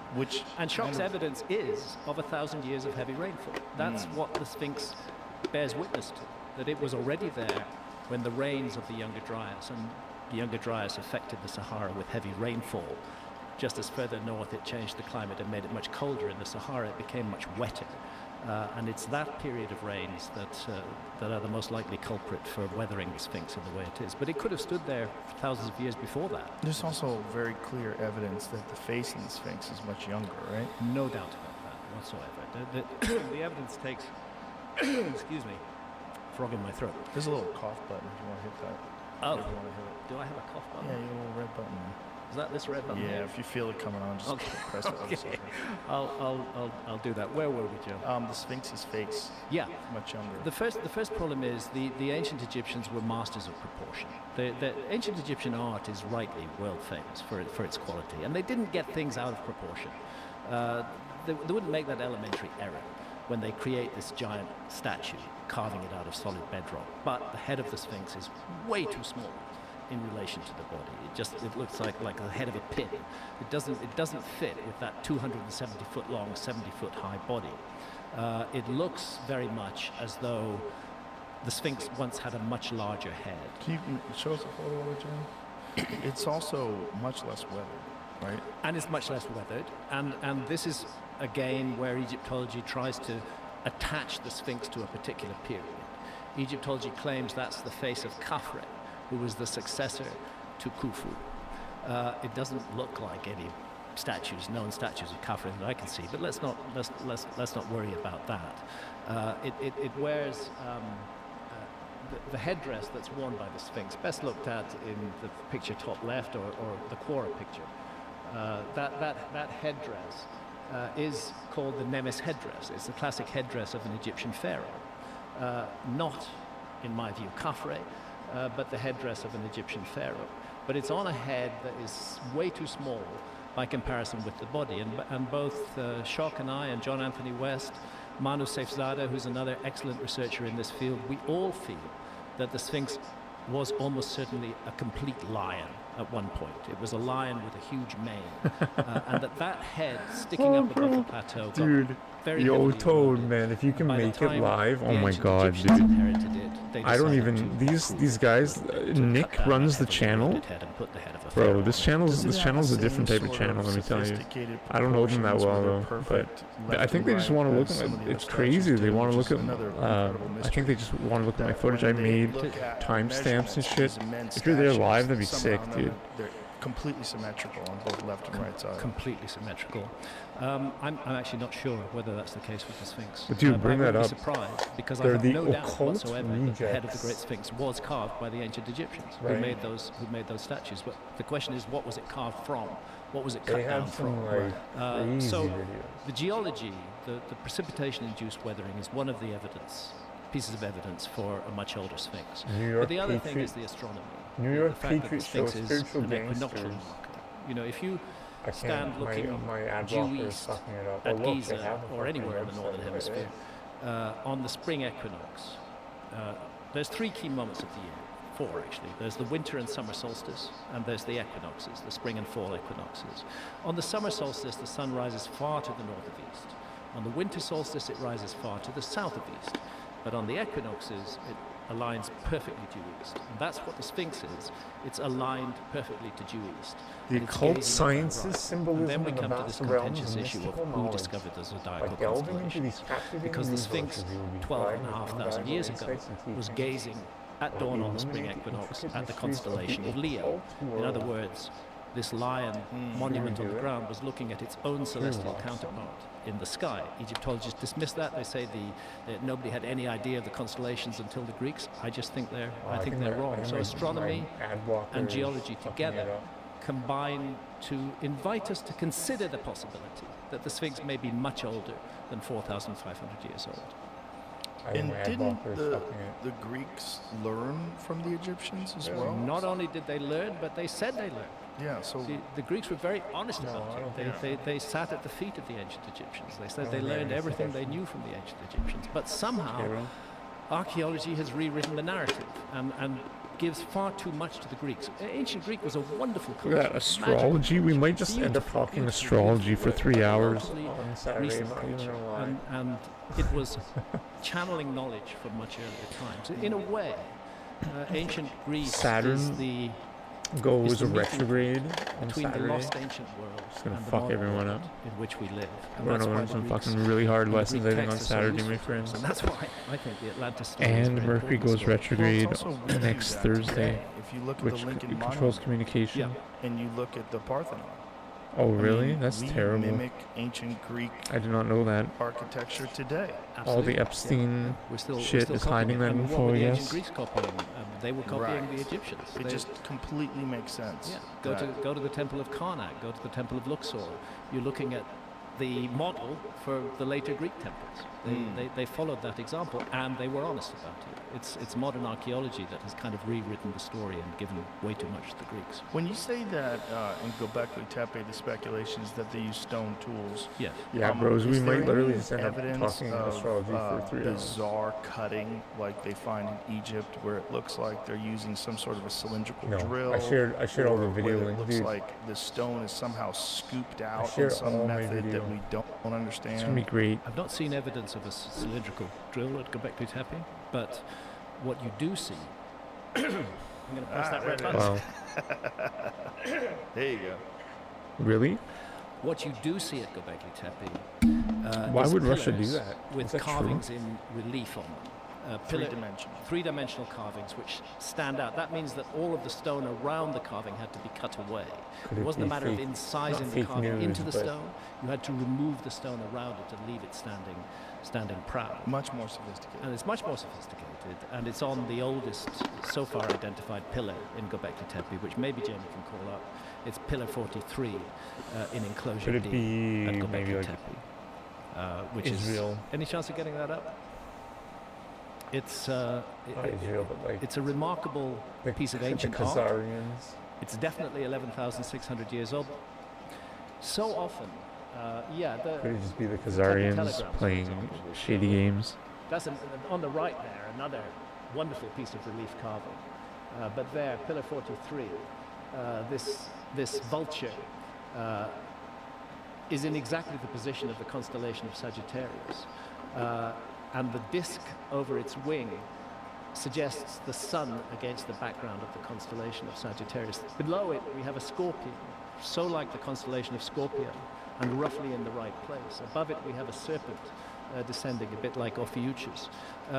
It seems to speak to a knowledge of astronomy at an ancient time. Again, it's controversial, but a lot of work has been done on this. But the point is, the carving of that is highly sophisticated at 11,600 years old. That creature, whatever it is, Jamie, that one that's sort of black and white, that image in the center says Visual Arts Cork. Yeah, I clicked on that one. That one's amazing. It's amazing. They cut away the whole pillar to leave that creature there, which itself is hard to identify. Is it a crocodile? We found something very similar in Peru, as a matter of fact. Well, the proportions are off for a crocodile. It looks more like a cat. Yeah, I think it looks more like some kind of feline, but exactly what creature it is Something hard. with a tail. Yeah, it's hard to identify. When, this is all so interesting to me. And when these Cinematic bench press. people are trying to date this to 11,800 years ago and say that people only had stone tools, how do they speculate that these people did this stuff? You can do stuff with stone tools. So they used harder stone to Yeah. carve this stone, That's the argument. and is there evidence of these stones? No, not that I'm aware of. There are some so-called pounding stones, but I find it difficult to see how pounding away could have created this very fine result. It doesn't make a whole lot of sense to me. It's the same with with the incredible work that you find at Cuzco and Sacsayhuaman in Peru. Again, they're not supposed to have had, this is supposedly recent, I think it's much older, the Incas, not supposed to have had metal tools. They're supposed to have done all the work with stone tools. I think it's a reach. I think we're looking at a technology we don't understand. So one of them looks like a wild boar. That one to the left. Looks like definitely a wild boar. Oh wow, really? Yeah, definitely. Yeah. So that's identifiable, which is interesting when you look at the other ones that aren't that identifiable. Yeah. No, I'm laughing because of this AI is just so retarded. Like we're just ignoring the responses now from AI. Like we know it's going to be retarded. And my colleague, sorry, let me read your Martin comment Sweatman now. from the University of Edinburgh has suggested that No is way, that's so sad. representing meteors coming down out of the sky. Those streamers out of the tail of the fox, and the Foxworth constellation. What's that little fellow right there, fucked. JV? It says in Turkey, right to the left of your cursor. Yeah, right there. What's that? A human form. Is that another one from somewhere else? No, that's. I'm not sure which site that is from. It could be from Göbekli Tepe, judging by the feline figures beside it. Let's find out. Ad broker. Oh, you got us. You gotta subscribe. Oh, is the ad blocker?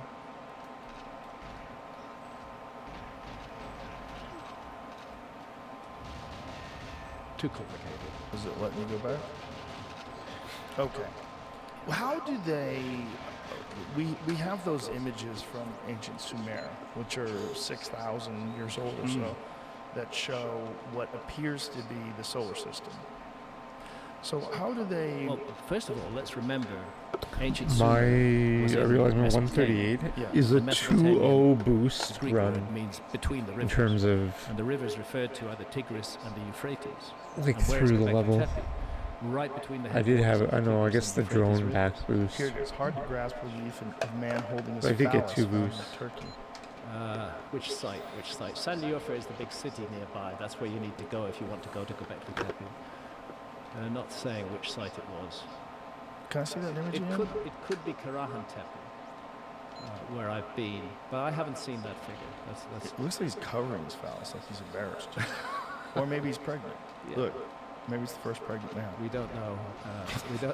We don't know what it means. I don't know what it But he's what does definitely that holding mean? his dick.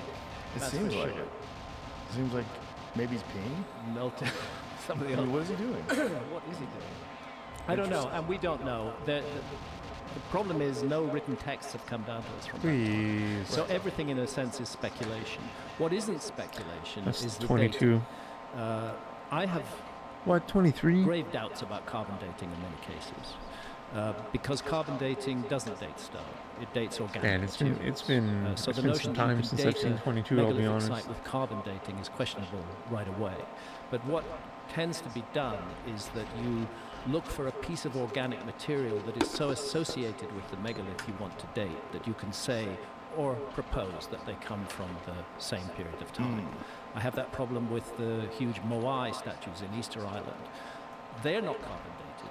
What's carbon dated is the platforms they stand on. And there's a lot to suggest that those platforms are much later than the original statues, and the statues were re-erected on those platforms. In the case of Göbekli Tepe, one of the very special things about it is that it was deliberately buried.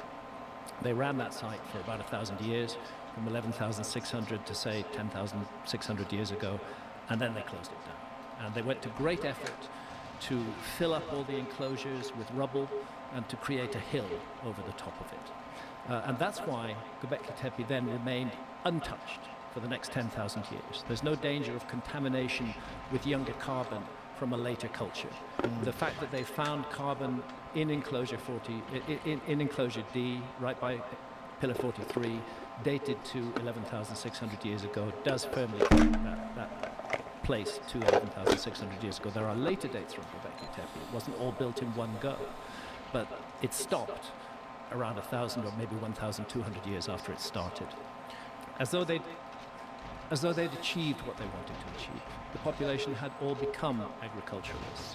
We move on into the Holocene, into the modern age, and it's that moment of transition, Oh my God, man. following an enormous cataclysm, that really What? fascinates me.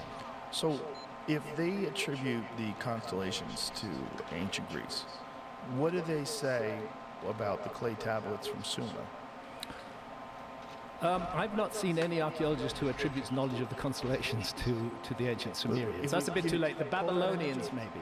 Pull that image up, because this image has always been wild to me. Because it kind of shows a sun in the center, and then it shows all of the planets in our solar system in relatively the correct sizes. Relatively. I wouldn't be surprised by that. In terms of what's the bigger one, what's the smaller one? I think the ancients had, or certain peoples amongst the ancients, did have a very good idea about our solar system and about the dimensions of the Earth and about the other planets in our solar system. Again, this is something that archaeology has dismissed, but I think it's a possibility that's worthy of inquiry. No, it's not that one. That's a different one. It's the... Yeah, that's it. There we go. There we go. So there's the sun, and it's surrounded by the planets that we're aware of. Yeah, it's kind of hard to interpret that any other way, isn't it? I mean, it seems like that's what it is. Yeah. It seems like the solar system. Yes. I mean, even the way the sun is depicted is the way a little kid depicts the sun. Yeah. And it's also depicted as a star as well as the sun. The circle disk of the sun, and the sun is a star.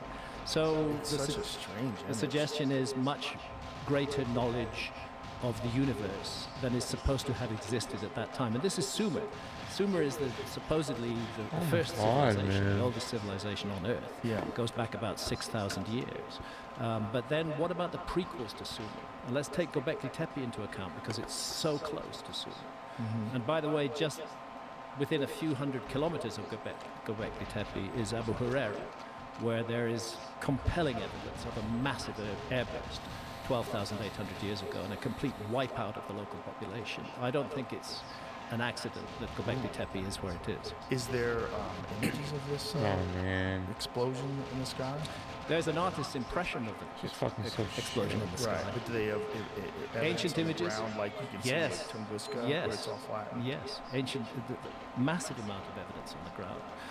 Particularly what is called shocked quartz, where the quartz has been melted at temperatures in excess of 2,000 degrees centigrade. This is not caused by village fires. This is the characteristic fingerprint of a cosmic impact. Platinum, iridium, carbon microspherules, all of these impact proxies are found in abundance at Abu Huraira. Is there a cleared area that's similar to what looks like in Tunguska? The problem with Abu Huraira is that it's now underwater. The Aswan High Dam flooded it. But before it was submerged... Yeah, man, I'm going back to China with 4K, buddy. Not 4K with dollars, 4K camera. 4K cameras. Which is producing the evidence of a Younger Dryas impact there 12,800 years ago. So when was this dam? When did this take place? 60s? Something like that. No. Something like that. I think Abu Huraira has been underwater since the 60s or so. 4K drone. Maybe the 70s. We became current. Thanks, brother. What a bummer. I bought a 4K drone. Thank you, archaeology, a 4K, not $4,000 drone. I bought a 4K video. Which allow this. It's gonna be nice, man. It's gonna be really good. I was looking at my footage, and it's a 3-axis gimbal. Dude, the footage is gonna be like a bazillion times better. Because the Spark, I have a Spark, right, and it's only 2-axis gimbal, which is absurd. 1,000 to 2,000 years after and that, flight time is like 12 minutes. The local population I still love the Spark, but I mean, to agriculture. It's fascinating to me how when you this go is like a trip of a lifetime, and I'm not going to go with like where these ancient structures existed and imagine the climate and what a major factor that plays in what obsolete technology, you know what I mean? And what they're so I also need a new phone, man. Because there's I need a new phone, and then it seems those are the places less my S20 FE. Like the mines. Man, this S20 FE is such a workhorse. Like North America 20,000 years ago was unbelievably inhospitable. Yeah. It's terrifying and filled with all sorts of predators. Massive predators. Much like parts of Africa. I might get like the S25 FE. The North American lion, which is bigger than the African lion. The North American cheetah. I gotta see. I want to get 4K 60 frames per second filming. All sorts of animals that would make it really difficult to thrive. You don't want to meet one of those. No.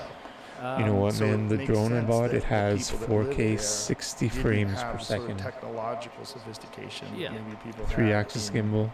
in the I'm really The northern like, part of North America I'm is, just so, I'm so certainly lucky, the I'm area so that was under blessed. the ice cap until 11,000 years ago. Waste of time looking for any sign of a Yeah, lost buddy. civilization there. Northern Europe was So like, it's gonna be like because really it was good, also a like frozen really good wasteland. footage. But Hopefully, the if it all areas goes well closer to in the this equator, world. once you get down into the southern states of North America, get yourself into Mexico, get yourself to the Yucatan, the Maya culture, then you're looking at a place where civilizations could really grow and flourish. Yeah, that's what's really interesting about just the history of North America in general, is that, you know, when you look at how the Native Americans existed and the way they lived, you know. Yeah, dude, my just a few Spark hundred films years ago, that seems to 1080p be, at like an 30 artifact frames per of second. what life was like before You that. know, Yes. I think we must drone I give bought, full credit 4K, to hunter-gatherer 60 civilizations frames who per might do a second. bit of agriculture on the side. These are the gonna be masters of amazing. survival on our planet. It's gonna be Right. just so, Not us. like, They were the ones who kept the species alive. They were the ones. It's just gonna be great who kept the to species share. alive, Hopefully, in like, my goal view, is because just to they share knew with how to people for survive. free all the time. made I this do point everything for free before, all the but time in my life, If but that's such okay. a cataclysm were to occur to our civilization today, and I don't think it would take But how much about that stuff? to Yeah, bring right. our Oh, you civilization mean on down. YouTube? Full-scale Maybe. nuclear war It's ended okay the though, but I mean, for- it's like for it's. technological civilization of I'm. the 21st I mean, century. I'm. Another I am continent, conscious something of, like of the Younger like Dryas release happening in again. videos Southern and sea level times and rises. stuff, but Consider how many cities we have built along I don't know, coastlines. man, A like, 30-foot sea level rise would maybe destroy them. one day. I think if I and, get the 4K, the I think psychological nature of having our civilization 4K is 60 very frames entitled. footage We tend to feel would- we've got it all made. We take it all for granted. would, We're not equipped to just- think about disaster. it would be descending some of the upon best. us. Even if someone else goes So and films it, if such a thing were to occur, and God forbid that it does, will they have those survivors that from quality? I don't our know. industrialized technological Maybe. society, those who Definitely made it with- through, would be smart with the hand to go cam, take right? I refuge mean, amongst these hunter-gatherers. iPhones, these They would be anyone the can ones get who like an preserve them S24. I and guess allow anyone them can to get a continue forwards. And maybe in DJI that drone process there too. would be an exchange of information, just as the survivors of industrial civilization would learn from hunter-gatherers. So also they might. It's have exciting, something man. to There's gonna be teach to amazing hunter-gatherers. footage just from And I everyone think all that's over what the world. happened 12,800 It's just gonna be years so ago. amazing. Well, it seems like there's so much compelling evidence that that's the case. I get so puzzled and baffled. Like by the Earth is gonna be, resistance like, to it, because it's documented just interesting. In the next Well, 50 if it's years, right, it's gonna be pretty it crazy. pulls the rug out completely from under the feet of archaeology, and that's why there's resistance. I think to it. actually, All human like- beings are territorial. Thanks, buddy. in their Yeah, I own do. way, and Exactly. archaeologists are no exception. I don't know why I was so territorial, happy they've defined just their when you said territory. that, but it's true. They see a gradual, slow, steady evolution of human society, and they think that we were at a relatively simple Yeah, buddy. stage Check out this place. during the so-called Stone Age, and we just gradually got more and more sophisticated. And it's an appealing idea, and it makes YouTube? sense in lots of ways. But there isn't room in that for That's an like- earlier civilization That's to have emerged literally and like the been destroyed. closest.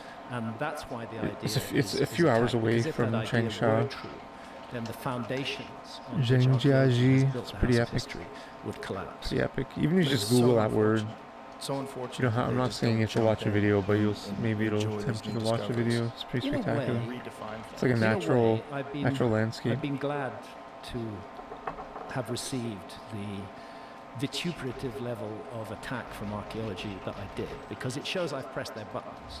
It shows that So I wanna fly a it drone shows there. there's something they feel they need to cancel. For sure. There's Like, something for they feel sure, they for need to sure, get for rid sure. of. And It's the it's most Zhangjiajie. dangerous show on television. the most dangerous show on Netflix. An absurd idea. Really crazy, but that's cancel language, you know. That's the Yeah. language you use. Also, you call somebody anti-Semitic or racist or white supremacist Yeah. or misogynist. All of those are easy labels, Yeah. which these days just need to be applied to a person. Nobody even investigates or goes I goes to think see. that works less and less now than it ever has before. Because I hope think so. people are catching on. Yeah, people are I've- catching on. It's pretty clear, and also the belief that everything they read is true, especially from mainstream media. That's been grossly eroded. This is one of the reasons why. I'm going to press that cough button. This is one of the reasons why my work has not been cancelled and hasn't disappeared, because archaeology dislikes it, because the general public today distrust experts, and with good reason. There's a good reason to distrust experts. We've been told so many lies by experts over such a long period of time.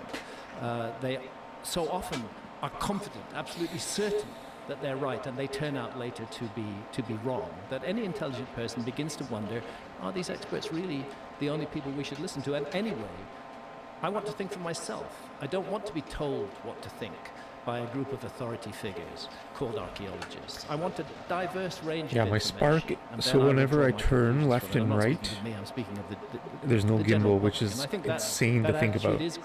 But like up and down, there still is a and like this, there's a gimbal, and like this, to the words of experts. But like this, there isn't. And we've seen that again and again. So when I do like a 360 view, I go like 20, 30 degrees at a time. It's just science brutal. Often gets things wrong. And because science says something is so doesn't mean it is truly so. brutal footage. A religion. It shouldn't be like a dictate from a high priest. It should be one bit of information that is supplied to the public to make up their own minds. What's also the reality of your book in 1995 being dismissed, and now you see so much evidence that shows that it's true? That's got to be very satisfying for you. It is. That as time has gone on, more and more of what you were... Yeah, it is satisfying to me. For example, when I published Fingerprints of the Gods in 1995, there was a whole constellation of evidence which suggested that something bad had happened to the Earth around 12,500 years ago. But the Younger Dryas impact hypothesis didn't exist then. So I looked into a number of possibilities that might have resulted in a cataclysm at that time. Then, that was 1995. 2007, the Younger Dryas impact hypothesis comes out. 60 major scientists, published in all the big mainstream journals, proposing that the Earth went through an absolutely catastrophic episode between 12,800 and 11,600 years ago, exactly the window that I was proposing. So yes, that's very pleasant to see. The discovery of Göbekli Tepe. Göbekli Tepe, they began excavations in 1996, a year after I published Fingerprints of the Gods. But those excavations began to become public knowledge in the 2000s. And the fact that we now have a giant, sophisticated megalithic site sitting in Turkey, and not alone, Karahan Tepe, there's about 10 other sites in that same neighborhood, again was not explained by the archaeology of 1995. It's something that fits better into the paradigm that I've proposed, that we're dealing with a lost episode in the human story. It's also fascinating and somewhat terrifying that if the Younger Dryas impact theory is correct and it really did reset human civilization, think of how long it took for Sumer to emerge from total barbarism. Thousands who knows what it was like for thousands of years. Thousands of years. Of survival. I would suggest that there was a method of preserving knowledge. That those survivors of the cataclysm were not just looking at their immediate time, they were also looking to the future. How can we pass down knowledge to the future? And one of the ways you can pass down knowledge to the future is something like the Great Pyramid, which is so big it can't be destroyed. And another way you can pass down knowledge to the future is in wonderful stories that people will keep on telling. And those stories may contain scientific information. The storyteller doesn't even need to know that information. As long as he or she tells the story true, the information will be passed on. And we are a storytelling species.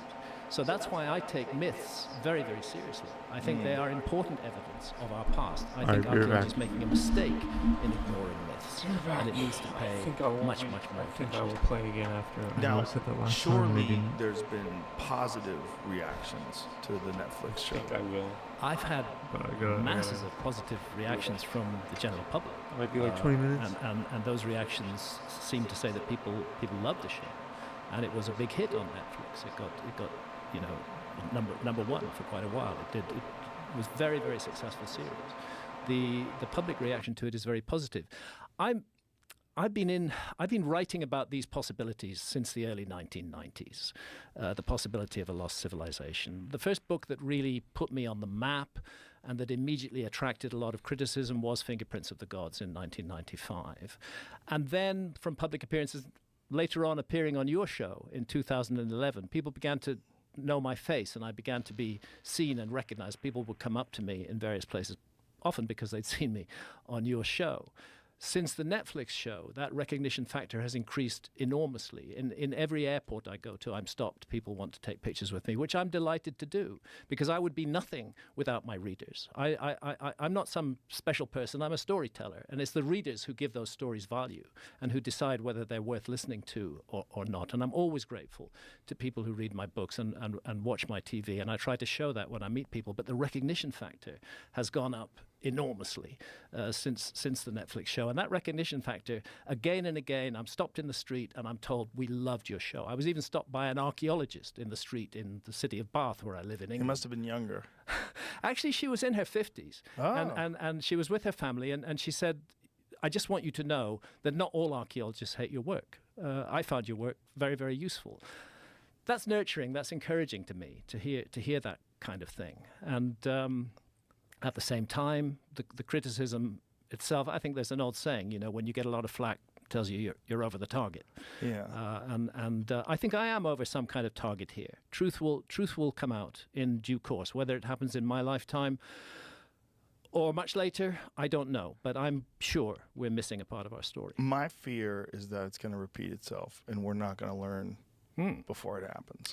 That's an unfortunate character of the human race, that we do not learn from past mistakes. We live in a world now dominated by hatred, dominated by competing nationalisms, dominated by competing religions.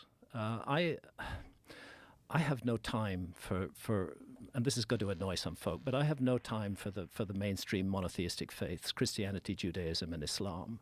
I think that the three of them are behind so much of the trouble and chaos and hatred in the world. It's okay to have your religious faith. That's great.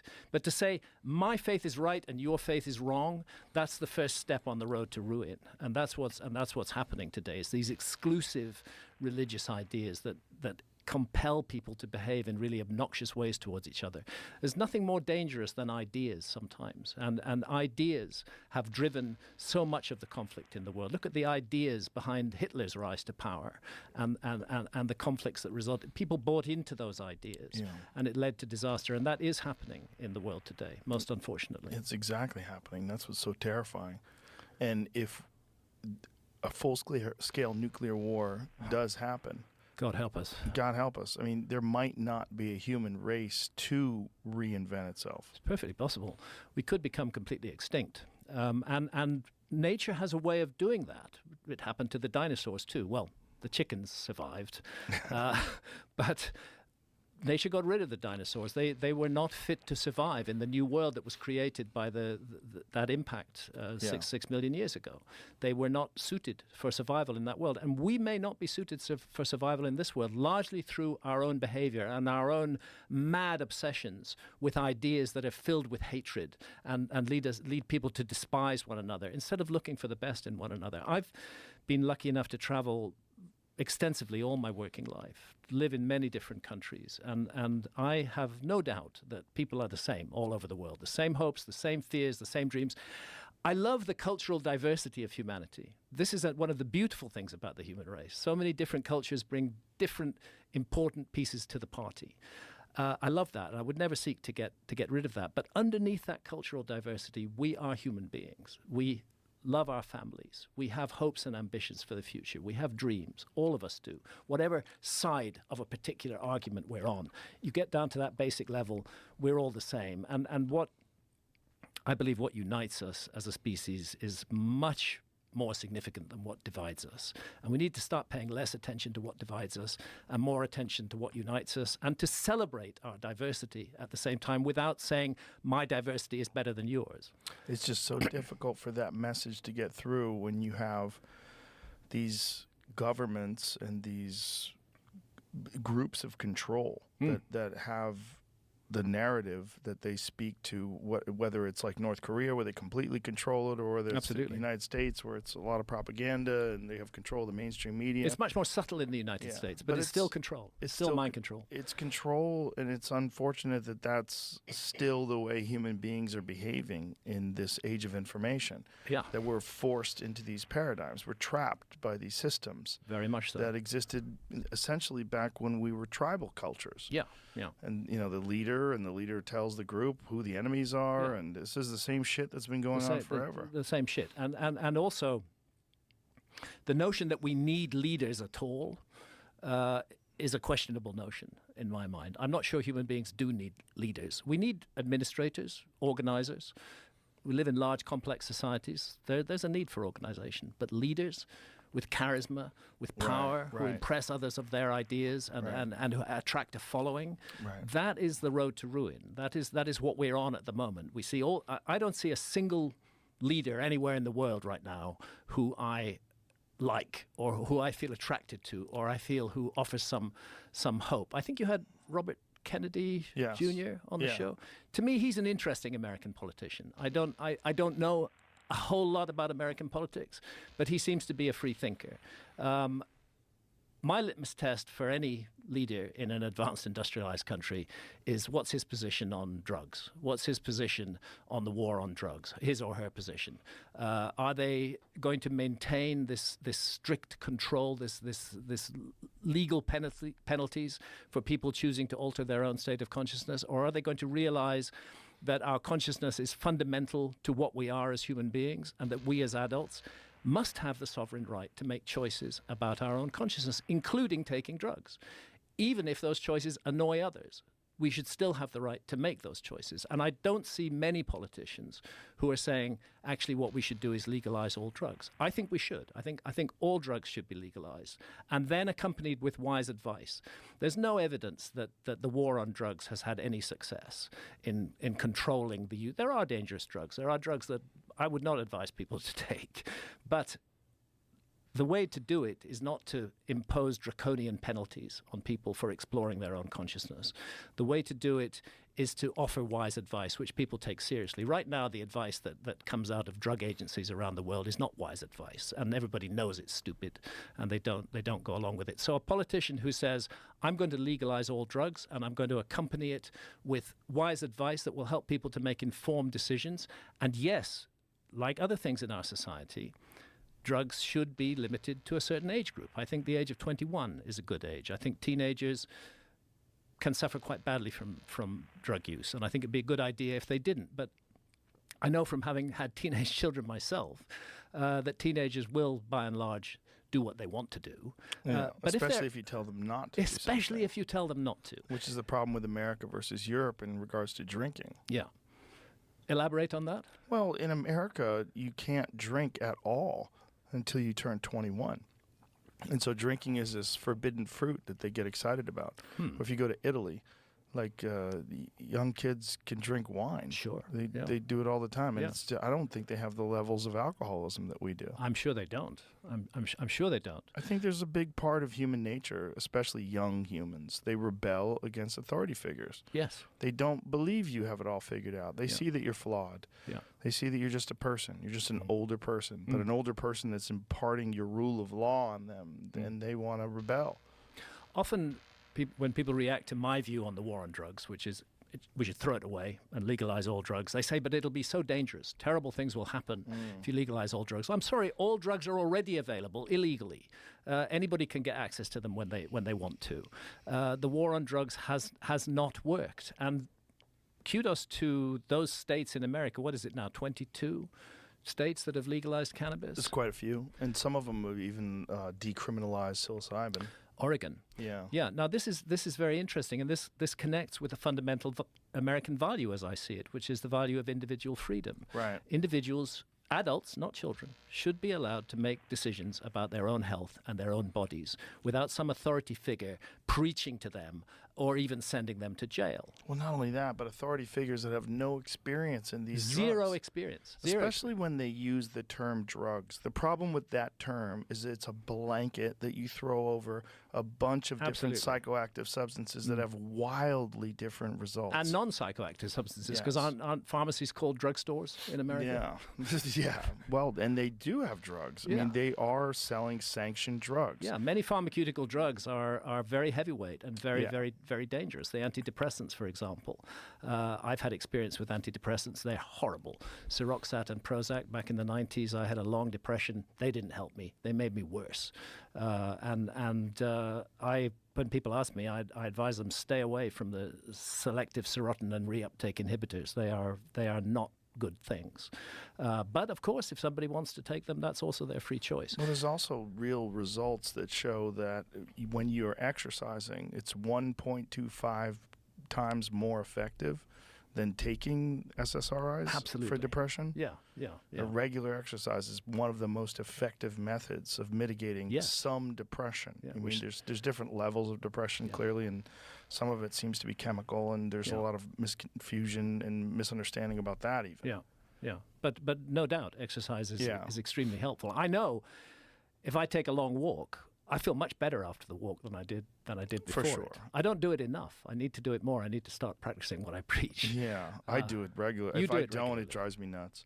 Yeah. I feel the difference. If I take a couple of days off, there's this creeping level of anxiety that enters into me. Yeah. This weird discomfort with the world. And when I exercise, that goes away. Yeah. It's like, for me, it's real clear. It's like just as a physical medicine, it's something that I need to do. It's definitely the first stop if you're trying to get rid of depression. Yeah, it's just so bizarre that a culture that makes things like psilocybin illegal legalizes opiates.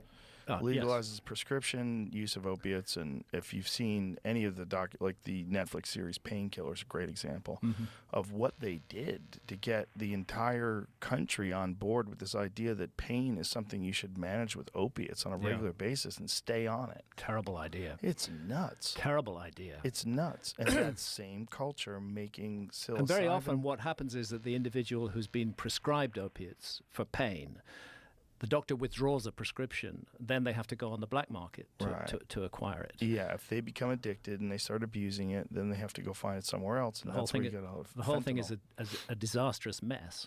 At my age, which is now 73, I can't avoid being aware that my time on this planet is limited. My work, my studies, my experiences over the years have left me with absolutely no fear of death.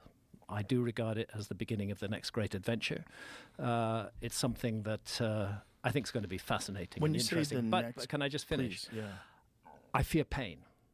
I do fear pain, really severe pain, the pain of a lingering, terrible cancer, for example. If I found myself in that situation, that's an appropriate situation to take opiates. They're heroin and heroin derivatives can be useful in the management of pain, but otherwise I would steer completely clear of them. But yeah, the next great adventure. What do you think that is? When you say the next great, where are you getting this belief from, and what do you think it is? A lot of it comes from the work I've done with ayahuasca over the years. It goes back to a near-death experience I had in my late teens, massive electric shock. I left my body, was up around the light, saw myself slumped on the floor, and then I came back into my body. But from that moment, I doubted whether I am just my body or whether there's more to me than that, more to all of us than that.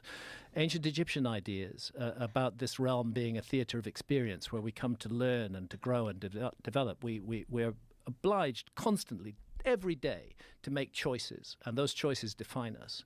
And those choices may be very small or they may be very large, but we are learning, hopefully, from these. And I just don't think that this is an accident. This is my belief system. I don't commit to any of the monotheistic faiths, but this is my belief system, that this is a special place, that we are here to learn and to grow and to develop in a world that has consequences, where there will be consequences to the decisions that we make. I like the Buddhist idea of going through multiple incarnations and eventually reaching a state of perfection where you embrace nirvana. But some come back, the bodhisattvas. They choose not to go to nirvana. They come back as teachers to teach human beings how to better and improve their lives. That idea is uniquely terrifying to people, that you live life over and over again until you get it right. And I don't necessarily understand why, because I have the initial impulse to be terrified of it as well, but yet I really enjoy life. Yeah. Like if I had to do this one again, like I probably wouldn't like my childhood, but my childhood made me who I am today. Yeah. Even all of the bad experiences and mistakes that I've made, I really wish I didn't make them, but I did, and they make me who I am today. And you learned from them. I learned from them. I understand life better because of mistakes. Yes. Yeah, exactly. And, people oftentimes dwell on mistakes and think that defines them. And it can be a real problem, particularly with young people that are insecure, that have had like some sort of a disastrous thing happen, like business failure, being fired, become a drug addict, go to jail, whatever it is, steal something. And then you're defined by the worst mistakes that you've made, and that becomes you forever. Which you may have made in a state of complete immaturity where you didn't even really fully understand what you were doing. Oftentimes is the case. And, even older people that make mistakes, like this idea that you should know by a certain time, like, look, this is a constant evolving adventure that we're all on. Yeah. And if you're a person who's 35 years old and you feel like, oh my God, how could I fuck this up so bad at 35? I'm such a loser. Like, no, this is just what happens with humans. These are mistakes. Like, people make mistakes, and you got to be able to rebound and learn from it. And that's the process of growth. And that's the only way it gets to you. It's the only way it gets to you, and it's really important to be able to make mistakes and to learn from them. And that's another problem with leadership, which is that the whole leadership structure seeks to protect us from making our own sovereign decisions about our lives. To deny us the opportunity to make mistakes and to learn from those mistakes. We've all got to be these perfect creatures that go through life producing and consuming and not causing any trouble. I think in regards to drugs, there is a realization, there's a reality rather, that if we do make drugs legal for everyone, there are going to be people who try drugs that would not try them if they were illegal. Perhaps because now they are sanctioned. And that there will be a period of time where human beings are going to have to figure out what to do and what not to do and adjust.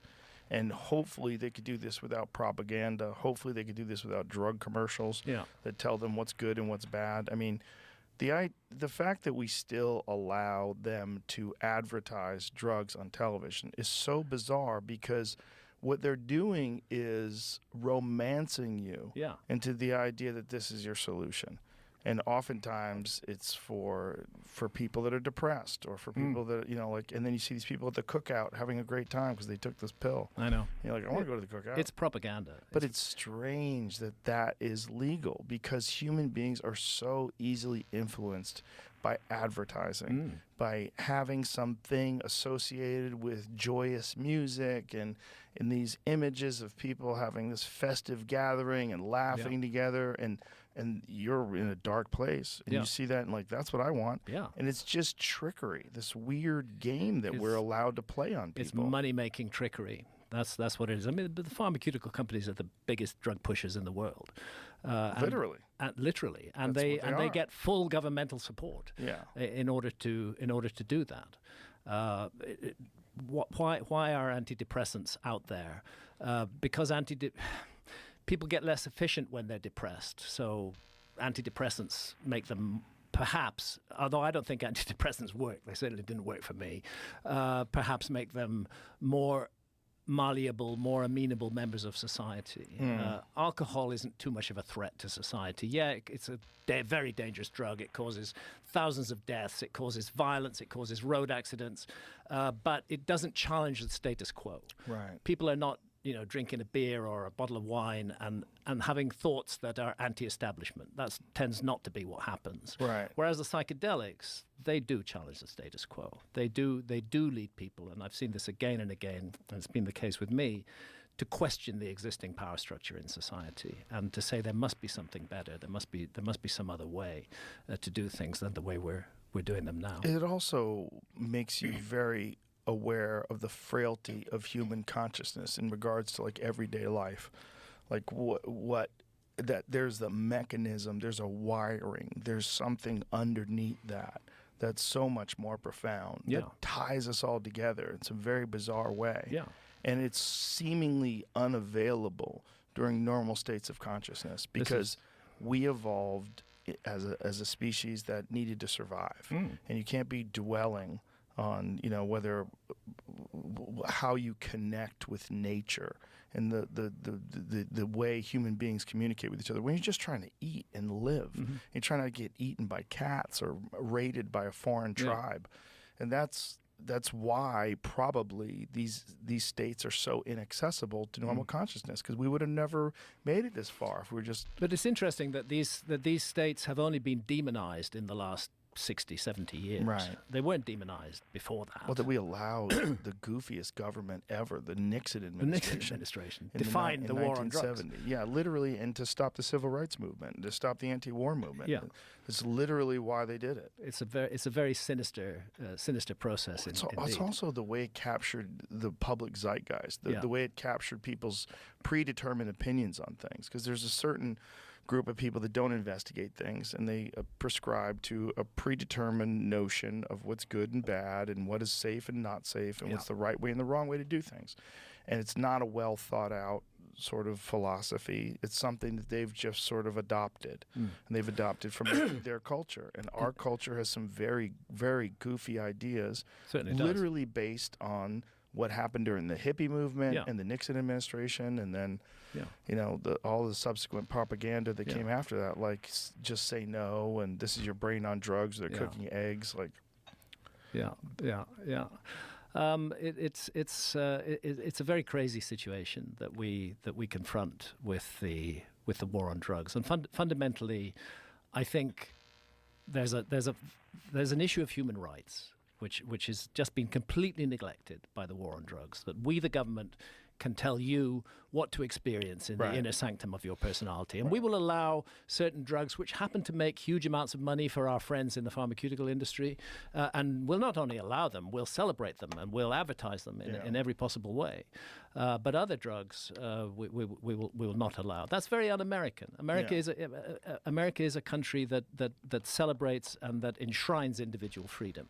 And I love that about America. And one of the good things about the legalization of cannabis in whatever many states it is, 20 plus, is that all those prognostications, all those warnings that legalization would lead to catastrophe turn out not to be true. Not at all. State by state, America is proving that the war on drugs is full of shit. It's just time for the federal authorities to catch up. Yeah, and it's time for the federal authorities to realize that this prohibition is bad for them as well. Yeah. It's bad for the human species. It's bad for you as an individual. And that there are experiences that are available and that have been known about for thousands of years all over the world that can help you grow as a human being. Absolutely. Not everybody. No. Some people shouldn't take it. Some people have all sorts of medical conditions and psychological conditions that don't make it safe for them. Definitely. But the way we find this out is by letting them be legal and letting people who understand them explain to people what the dangers are. Yeah. Develop protocols based on effective dosages, and also explain what people can't do, why they shouldn't do it, what medications that you're on that you shouldn't take these things. Yes. Absolutely. There needs to be much broader Education. information, not this kind of closed-minded, shut-mouth society that we live in at the moment. It needs to change very, very radically. A friend of ours in the UK, Amanda Fielding, runs. You've had her on your show. Yeah, she was amazing. Wonderful lady. She runs the Beckley Foundation, and they are. Amanda has been very effective over the years in getting legislation changed and in funding research into psychedelics. And one of the things I know that Amanda is looking at is hospices that offer psychedelic therapy, and I think that would be very useful. You're not obliged to take the psychedelics; it's a free choice, but they would be available in a setting with experienced practitioners who know what they're doing, who know how best to offer these medicines to help people transition through the death process. And it's been shown that, particularly psilocybin, through these end-of-life fears, that it has an amazing effect on people. Has an amazing effect. People in a terminal condition with cancer who've been terrified of death stop being afraid of death anymore. It's not consuming them anymore. They feel that they're part of something wider and larger and bigger. That this body, life, this time and place is only an incident in a much longer story. Which is, to me, one of the weird things about rigid atheism. This concept that when your brain shuts off, when your body dies, consciousness ends, and it's just blank. And it's just our ego that wants us to believe that there's something more and greater afterwards. So annoying, that. Well, it's just Richard weird. Dawkins, Yeah. the selfish gene.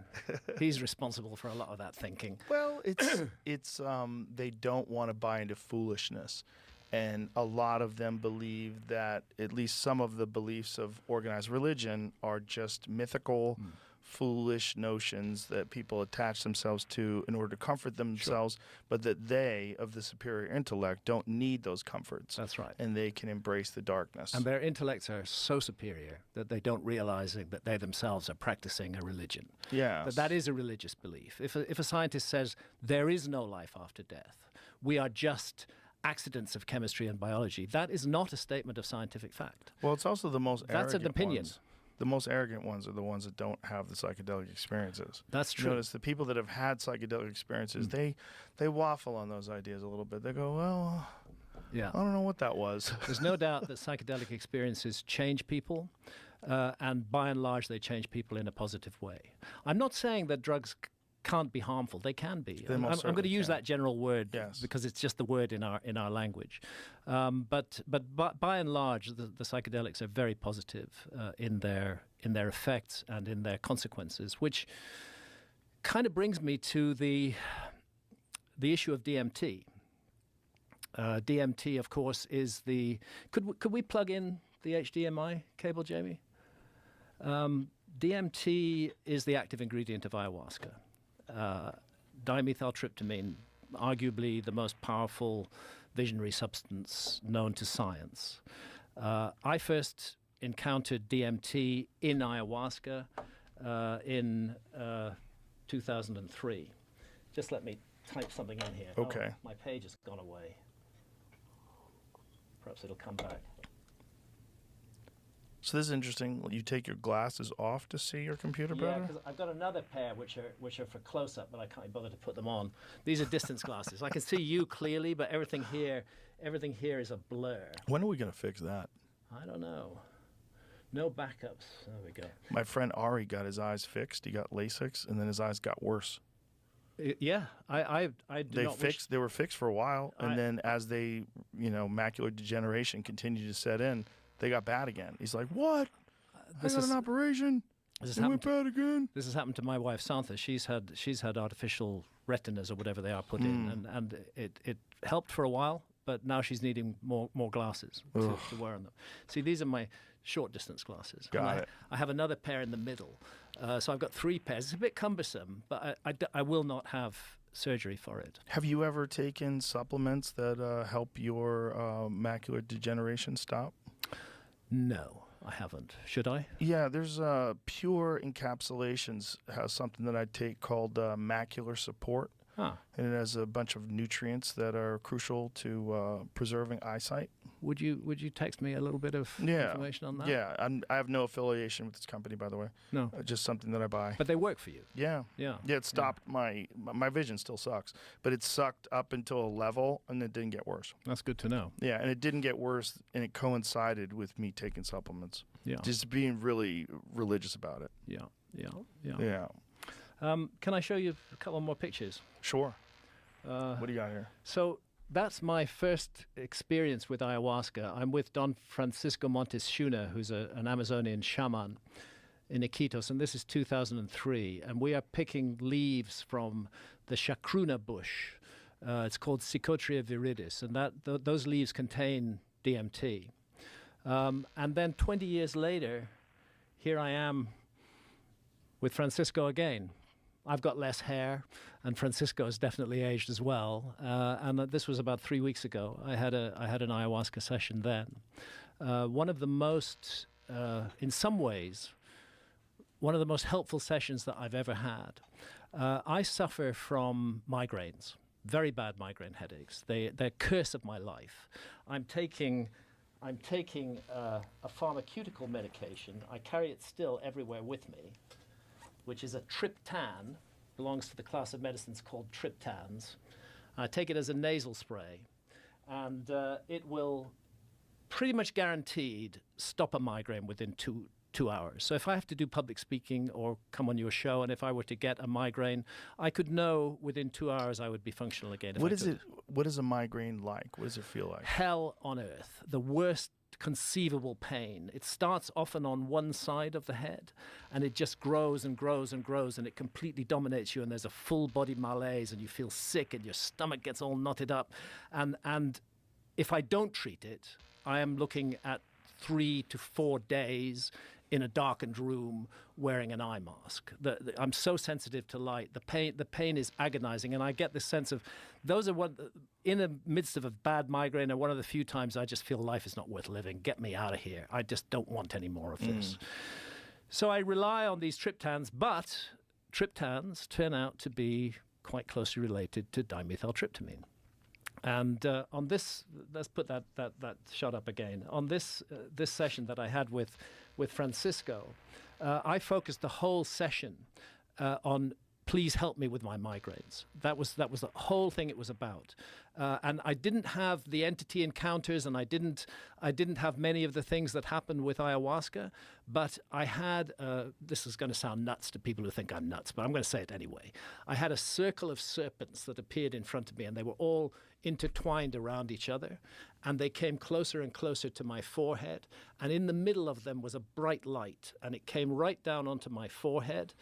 And I started to feel afraid, as one does in a deeply altered state of consciousness sometime. And I was kind of backing off, and I said, I want this to stop. And a voice said to me, just shut up and get out of our way. We're trying to help you. And I said, okay. Wow. And I surrendered. And I let it go the full course. The net result is that in the 3 weeks since then, when I might have taken 15 or 20 of those pharmaceutical medicines, I've taken one. Just one. And I can't help associating it directly with that ayahuasca experience and focusing my intention on that happening, and Francisco helping me with that as well. So normally this migraine thing is a regular occurrence? Regular, and it's got worse. It started when I was about 19, and as I've got older, many people it doesn't happen. In my case, it's just got worse and worse and worse and worse and worse. And it was accompanied, it's related to epilepsy. I had a massive epileptic seizures back in 2017. I think I told you about it. Put me in induced coma for 48 hours. I'm a neurological mess, but I'm grateful to the fact that I've had 3 weeks now of relief from these horrific migraine symptoms, and I can't help feeling that this ayahuasca session had a lot to do with it. And it's the DMT in ayahuasca, which is undoubtedly the active ingredient. The mystery and why it's science is that the other ingredient of the brew is the ayahuasca vine. Now, taken orally, neither the leaves that contain DMT nor the vine are psychoactive. You have to cook them together to get the psychoactive brew called ayahuasca. And that's quite a miracle out of the tens of thousands of different species of plants and trees in the Amazon. But these guys the Amazon is their pharmacy. They know every plant, every tree. They understand all their properties. They're real experts in working with it, and the best people to work with. I'm bringing this up because I would like to share some information, if I may, about new DMT projects that are going on. Sure. As you're aware, the mainstream is gradually beginning to embrace psychedelics. We're finding, far from being the demonized substances that Richard Nixon and co. wanted us to believe they were, that they're incredibly helpful to people, whether it's with depression, whether it's with migraines, whether it's with end-of-life fears. Psychedelics are being tested and tried out in universities all around the world and producing very, very interesting results.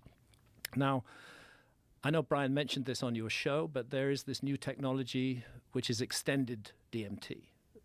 When you or I smoke DMT or vape it, we're looking at a 10-minute trip. It might linger a little bit longer than that, but it comes on really fast. It's ferociously powerful.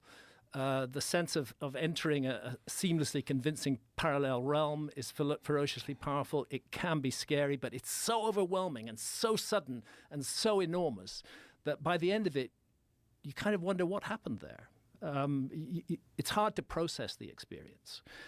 With extended release DMT, which has been given either as an injection or as an intravenous drip, you can keep volunteers in the peak DMT state for an hour or more than an hour. the peak state that you would get when you've just taken those 4 hits on the pipe. That state can be extended for an hour or more if the volunteer wishes it. Many of the studies that are doing this now give the volunteers the option to opt out and say, I've had enough. I don't want more of this. But by and large, most people go through it. So there's 2 projects which are now underway. And one of them is at the University of California, San Diego. It was launched with a $1.5 million donation from philanthropist Eugene Jong. I've put a link to a story there from USCD about this research. But what he's doing is he's infusing psychedelic doses of intravenous DMT for 60 minutes. It's Dr. John Dean who's leading it. He's using fMRI to study the extended state DMT. He's looking at the entity phenomenon particularly. Vast number of people who've worked with DMT experience encounters with entities, and those entities communicate telepathically. Of course, the mainstream would say that's rubbish, it's just your brain on drugs, but it's a mystery. And they're going to decode these visual activities, the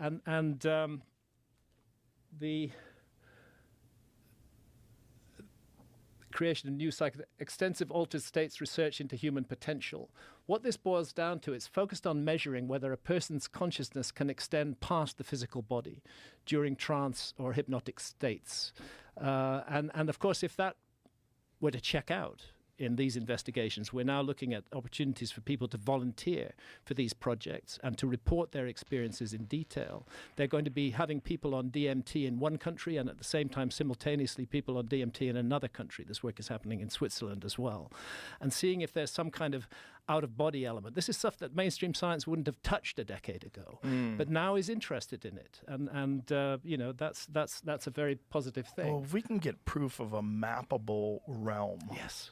That's the exciting potential of this research, is that we are so focused on the physical world that we think all exploration is to be technological, that we're going to explore other planets, we're going to explore the solar system, we're going to explore the universe. Great. But what about exploring inner space? What about finding out who and what we are? And what about the possibility of a chemical gateway that leads you to a realm that you're just not capable of accessing without it? That's what I think DMT is. And the fact that it's actually endogenously produced. Yes. Why is the human body producing DMT as a natural endogenous brain hormone if it doesn't have some very important function? And maybe that function is to shake us out of this locked-in state where we're locked into the physical realm and our needs to survive in that physical realm gives us a brief holiday from that and allows us to encounter a wider reality that we've otherwise shut out from our consciousness. This is a hypothesis to explore, and I'm really, really happy that it is happening at the University of San Diego. Anybody who wants to find out more about it, it's down there at the bottom. You can go to the Center for Psychedelic Research at UCSD. There's a URL there. And the point of contact is the lead scientist, which is j1dean@health.ucsd.edu. Anybody wants to find out more about this research, which is starting, I believe, in the spring of 2024, they can get in contact with John Dean and see if they're interested in enrolling in the investigation. You have a hint to Elon Musk in this? This is not my words. Whose words are these? These are words that have been sent to me by the team at UCSD. The team says we're looking to raise about $20 million to make all this happen within 3 to 5 years. Hint, maybe Elon Musk would be interested in supporting, as he has mentioned DMT multiple times on Twitter and other public spheres. He's the guy you go to. Well, exactly. They've raised $1.5 million, and that gets the project started, thanks to Eugene Jong. But to take this project to the next level, they need more money. Yeah. And this is a highly creditable institution offering something very interesting. Well, he might be willing to do it because he's willing to offer Wikipedia $1 billion to change their name to Dickopedia. That would be $1 billion really well spent. Because Wikipedia is an encyclopedia of lies. It is full of bullshit. It is full of propaganda. It is full of dishonesty. I can say this from my own knowledge of my particular sphere. There is so much misinformation put out on Wikipedia. if it's the case in a sphere I know about, I bet it's the case in every other sphere. Do you know what they did with Andrew Huberman, who's a professor at Stanford? No. They didn't like something that he supported. I forget what it was. So they removed his research page. So all of his published research is no longer on his Wikipedia page, at least wasn't. Typical. And they locked it. Typical. Which is just insane. Like, you can't remove a man's distinguished scientific work because you don't agree with. I don't even remember what it was. It's cancel culture. But it's insane because you're dealing with a legitimate academic. It's utter madness. It's madness that this is the resource that people go to when they're trying to find objective information on things. And these people will remove published research from a distinguished scientist. Because of whatever stupid reason. There's only one word for it, and that's censorship. Yes. It's the kind of thing you expect in the Soviet Union or in North Korea, but it's not the kind of thing you expect in so-called democratic Western civilizations. Not only that, but so-called democratic Western civilization on a website that's run by progressives. Yeah. Like, isn't being a progressive about an objective assessment of all the information and relaying it in a way that enriches the public's understanding of the subject? Not lying by removing information. Removing data. It's because insane. Basically saying that the attitude behind it is one of enormous hubris and pride. Yes. These people are saying the public aren't able to make up their own minds on things, so we'll make up their minds for them. It's so offensive and so wrong. And I remember what it was about. It was about him saying on a post that he would look forward to either some sort of a public debate, or it was Robert Kennedy Jr. I hope that more candidates submit to doing long-term conversations. Yes. That he enjoyed it. Like, what would be controversial about having candidates submit to long-form conversations? I think it like should be. I think it should be compulsory. Yeah. I mean, electing somebody president of a big country like the United States is a huge and serious responsibility. Right. Let's subject that person to 3 hours of Joe Rogan. Let's not. Well, well, no, let's. Well, because in the case of Robert Kennedy Jr., you're one of the few shows that does do these very extended 3-hour in-depth interviews.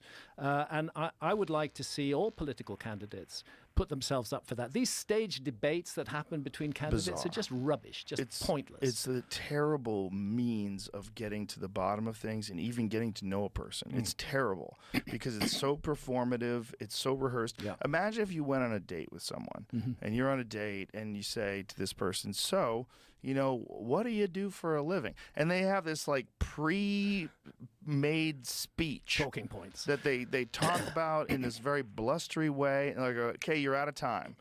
You have 30 seconds left, and you tell that to them, and then they're done. And you can't stop them. You can't, oh, that's interesting. How'd you get involved in that? Like, it's not a conversation. You don't know that person. You just know this speech that they've given. Exactly. And that's the surface level sort of understanding that we have. It's mere posturing. Yeah. It's supposed to look like a debate. Well, it's also the fact that the format itself is such a terrible way to have long-form discussions. You have a time limit for each person. You have to cut for commercials. You're doing it in front of a live audience, which is very performative in the first place. Yeah.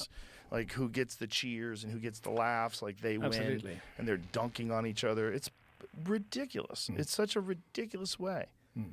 But I don't want to talk to them. I talked to Kennedy because I know that there's this narrative that he's a kook and he's an anti-vaxxer, and none of those things are true. And I wanted him to explain himself. And he said that was the first time in 18 years of talking about this stuff that someone has actually just let him talk. Yeah. And no one's jumped in because people are, if you're on a network and someone starts talking about vaccine safety and the issues with certain ingredients in vaccines, people are like, hit the brakes. This has been refuted. What you're saying is not true. The FDA says this and that and this, and they have to jump in. The executives will be in their ear. The producers will be in their ear. Jump in. Yeah. They'll put up things that stop them. Like, let the guy talk. Let's at the end of what he says, then ask him, how did you come to these conclusions? Yeah. Have you ever steelman the opposing positions? Are there times where you've questioned what you believe? Yeah. Have you been vaccinated yourself?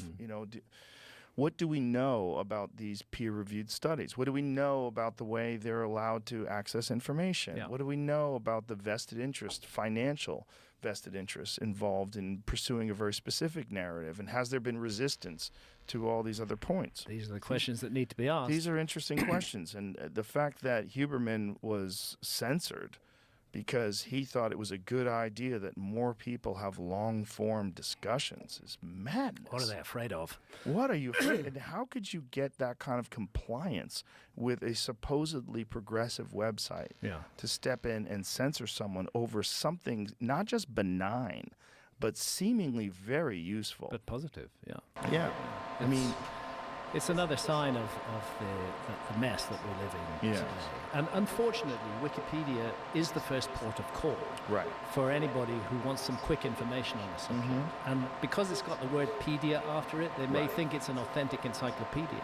It's not. It's an engine for promoting particular points of view.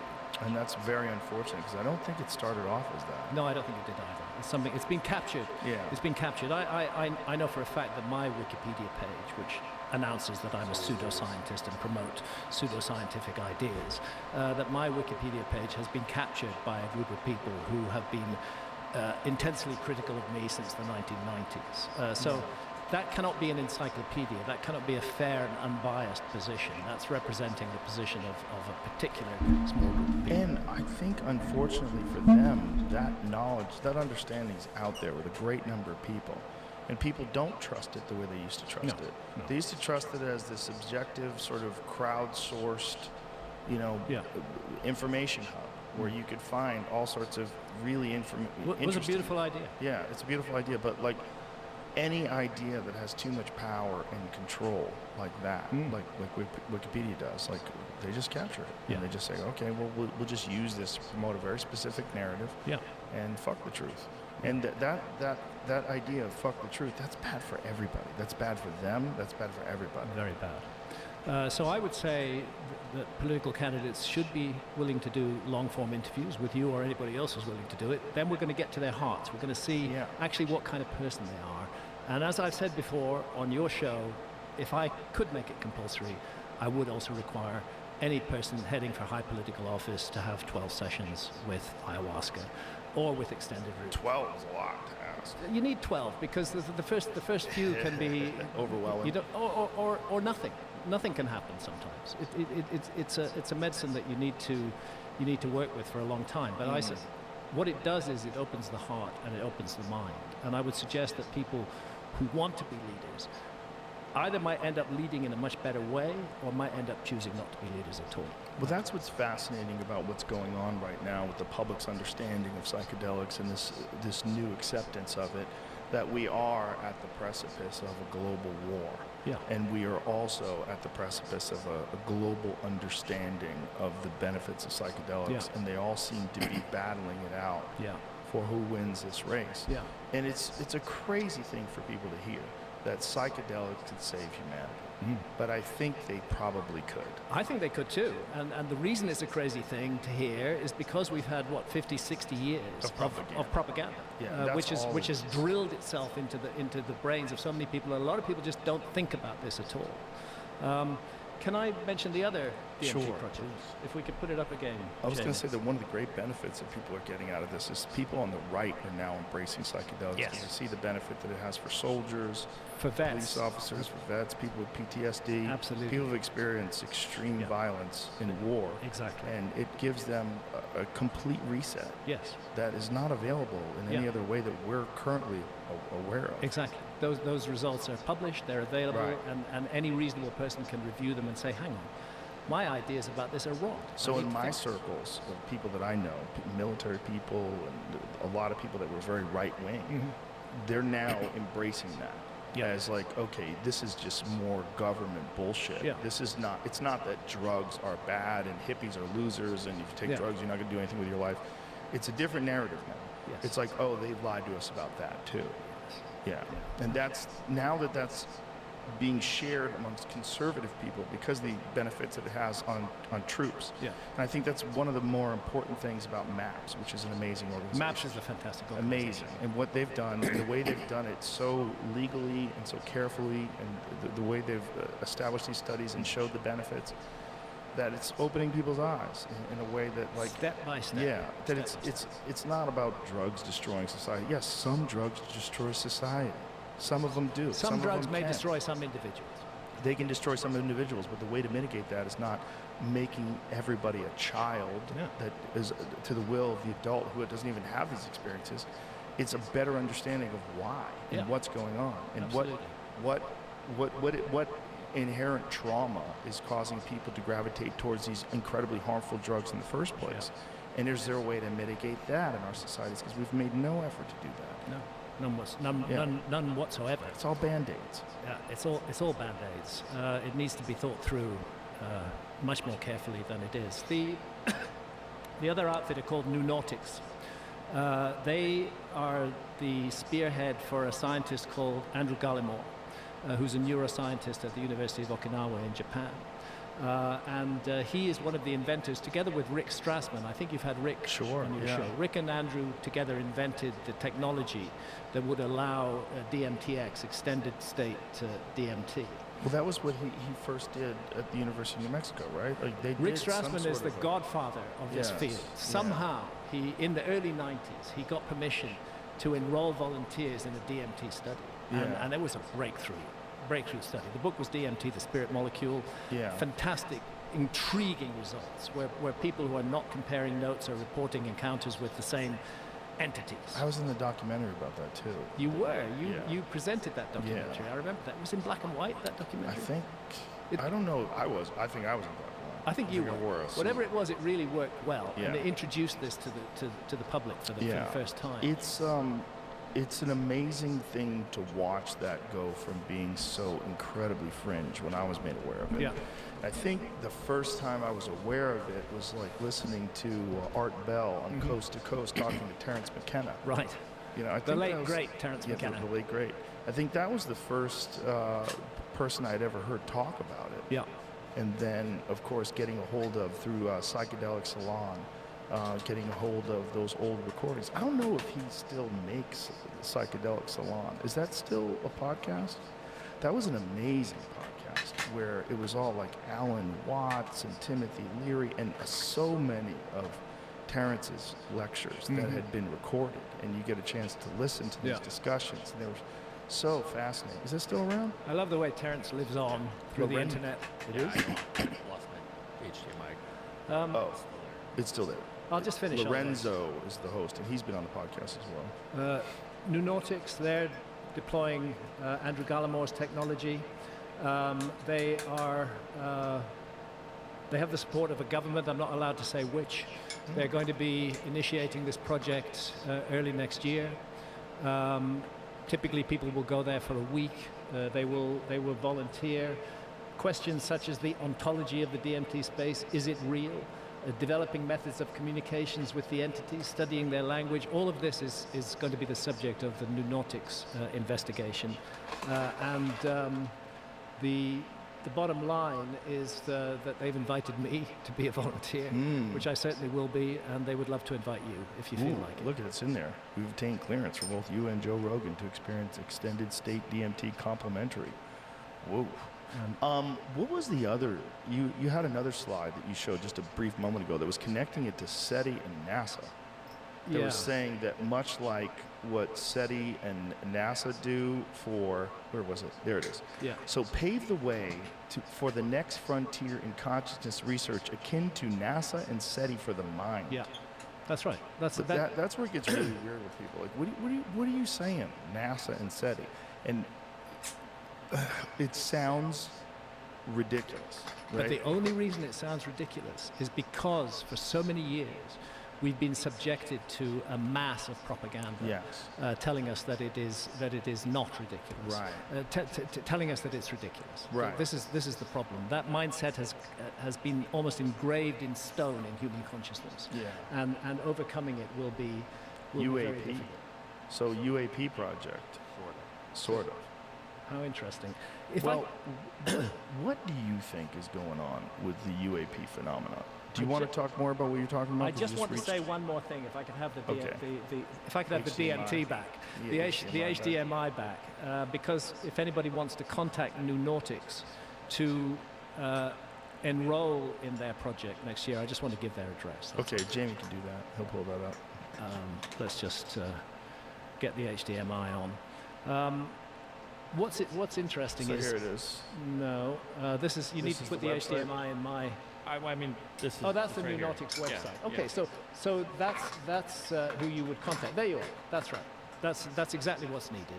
If anybody's interested in this, these are breakthrough scientific endeavors which are investigating a mystery that has been taboo for far too long. And the comparison with SETI and NASA is a good one, because at the moment as a species we're devoting our explorations entirely into the physical realm. Yes, we may build high-tech spacecraft that can go even to other star systems. Maybe we will, and that's a really important thing to do and a really useful thing to do. But while we remain largely ignorant about ourselves and what we're doing here and what's happening in our inner realms and what is revealed in altered states of consciousness, we haven't done enough. And there's a role for exploration in that realm too. Not simply random explanation. Anybody who wants to take DMT is welcome to, as far as I'm concerned, but targeted exploration to see what happens in the DMT state. What are these entities? Right. Why is it that people from different countries and different cultures encounter clearly the same entities and receive the same messages from them? Do we all have some kind of brain module that just makes this up, or, as we were saying earlier, does it just open the door to a whole other level of reality that we're normally shut off from? And which may be extremely helpful to us. It may also be extremely dangerous to us, who knows? But without exploring, we're never going to find out. Well, we do have physicists that talk about neighboring dimensions that are inaccessible. Yeah. So this is not like a completely new concept. No, it's not. It's not a new concept.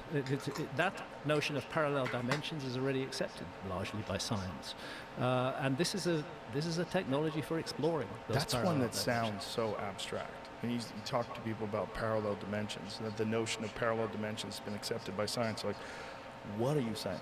Like, what does that mean? Like, parallel dimensions. And unless you've had a psychedelic experience, it does seem super abstract. It seems like something that people just say. It doesn't seem like something that, which is one of the weirder things about psychedelic experiences, that when you're there, you're like, how is this real? Mm-hmm. How is this real and this accessible? How is this close? And how does my mind make this? Yeah. My own mind. That's the famous Terence McKenna quote, everyone's holding. Yeah. Because like it's illegal, but it's literally a part of your body. It's part of our It's bodies. like making blood illegal. And there is a reason why. And Rick Strassman is one of those who've suggested. You press that button. I keep forgetting.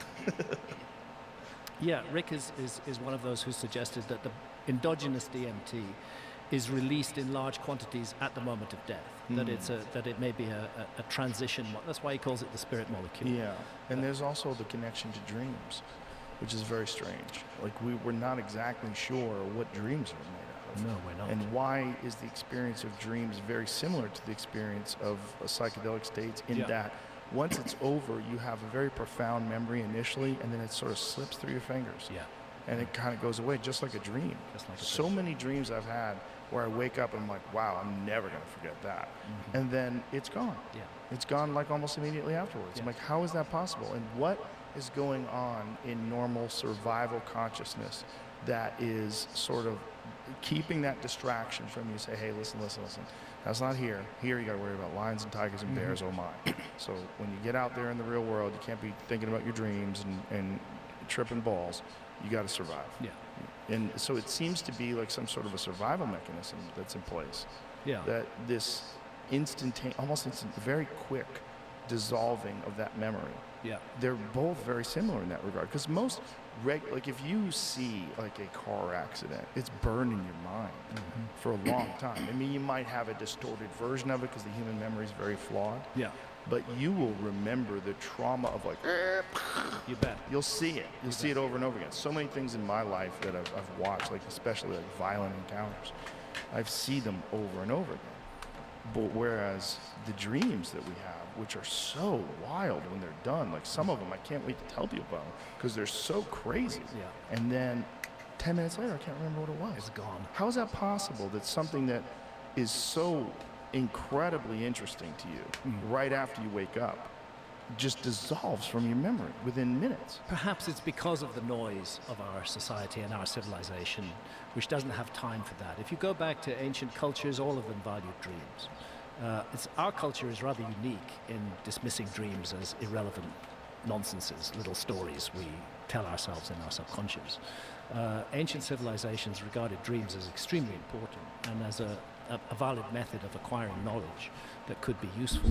Maybe we could learn from that. Maybe we should pay more attention to our dreams, try to understand them better, see what they're coming from. And remember also the saying, it's in Homer, I believe, that there are two kinds of dreams. That some dreams come through the gate of sawn ivory. They're meaningless. They're just flim-flam. But some dreams come through the gate of horn, a simple gate carved from horn. And those dreams are true telling. So the ancients distinguished between dreams that are just flim-flam and dreams that bring real important information to us. And they devoted their energies and their time to studying those dreams in a way that we don't.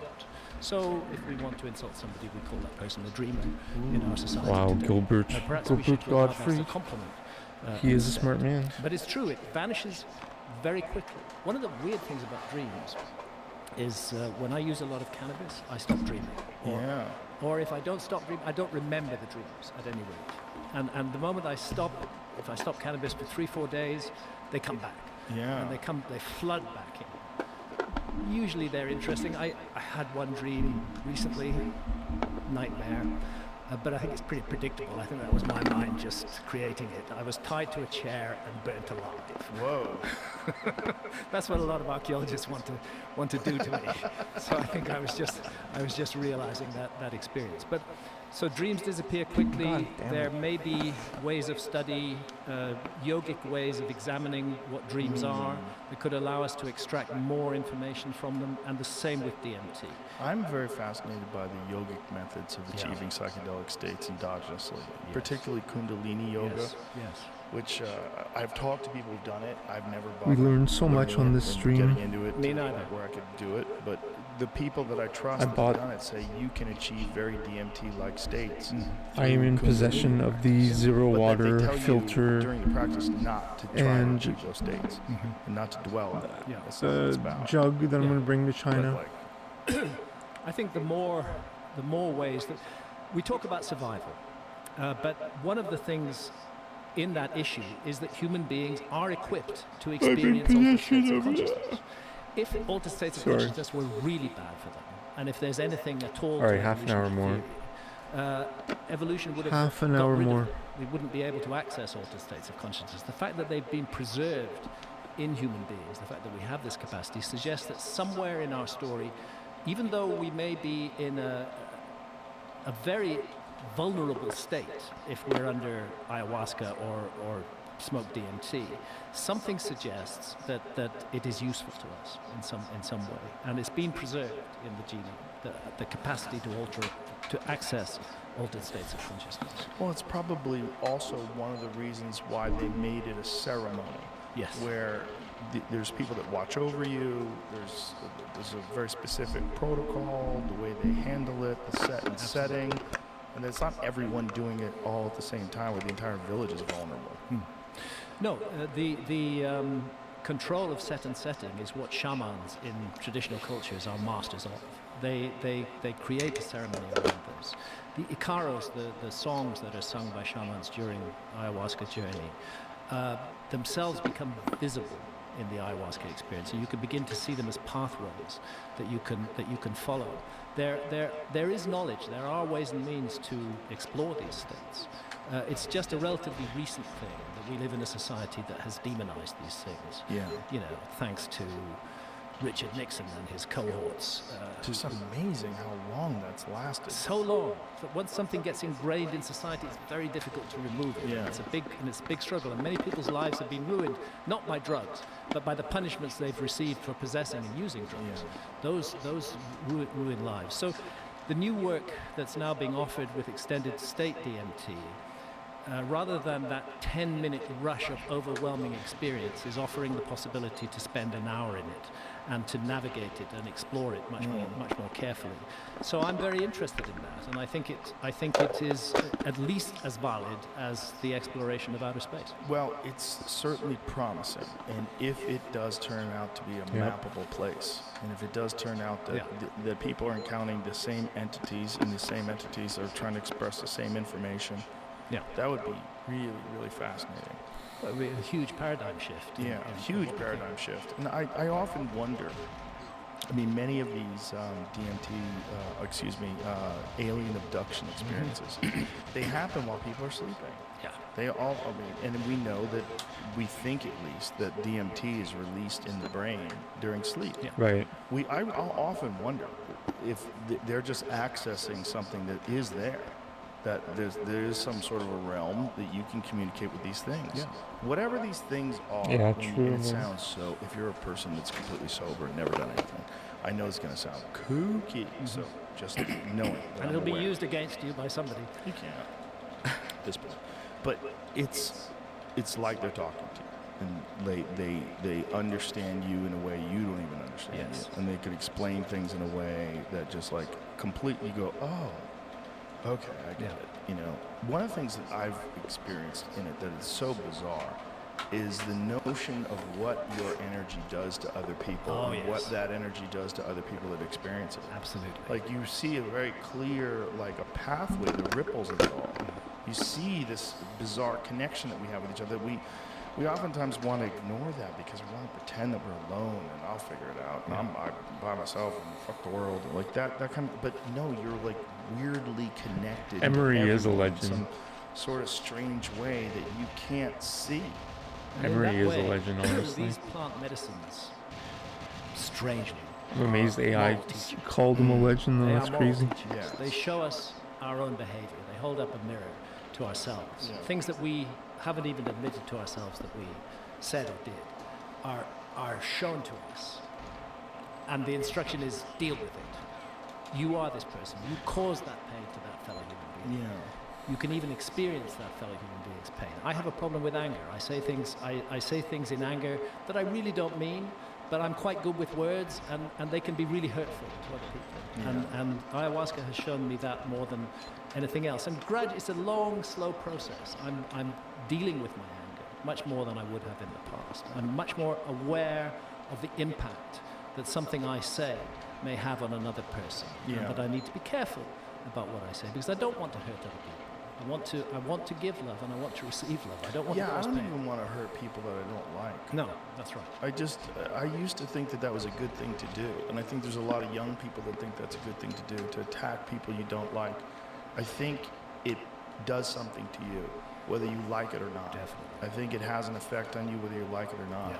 There's things that I don't like about people, and I will criticize behaviors and actions of specifically of like leaders of the world. I think are taking us down a terrible path and what their motivations are. And, but at the end of the day, what we're doing here is interacting with each other. Yeah. And the more positive interactions that you can facilitate, the more that you can make your time and your communication with people positive, it will literally spread out from them. You can change the way people think about interacting with people just through your own interactions with them. Absolutely. I've met people like that where they're so interesting. I forget the right button. There you go.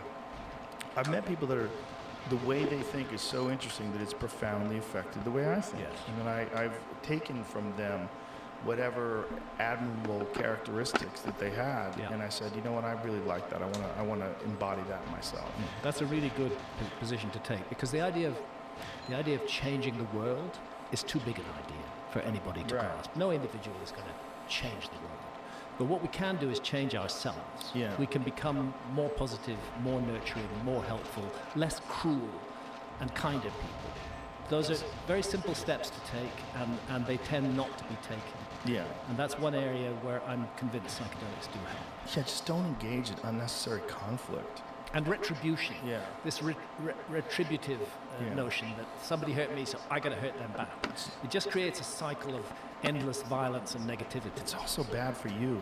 I don't know. Very I know bad. you don't believe it because you have this desire to lash out, but it's bad for you. Oh yeah, absolutely. And then we come to social media. And oh my God! Which accentuates all the worst characteristics. It accentuates all the worst characteristics. And takes away all the social cues and the real personal interactions that you get with a person looking in their eyes and hurting them. Absolutely right. I feel like you just say hurtful things and fuck that person because they're a this and I'm a that and I'm allowed to do that. I mean, that. I remember you said something to me that I thought was rather wise at the time. You said you never look at the comments on social media, and you said why? You said if the comment is positive, it's just going to blow up my ego. And if it's negative, it's going to make me feel miserable.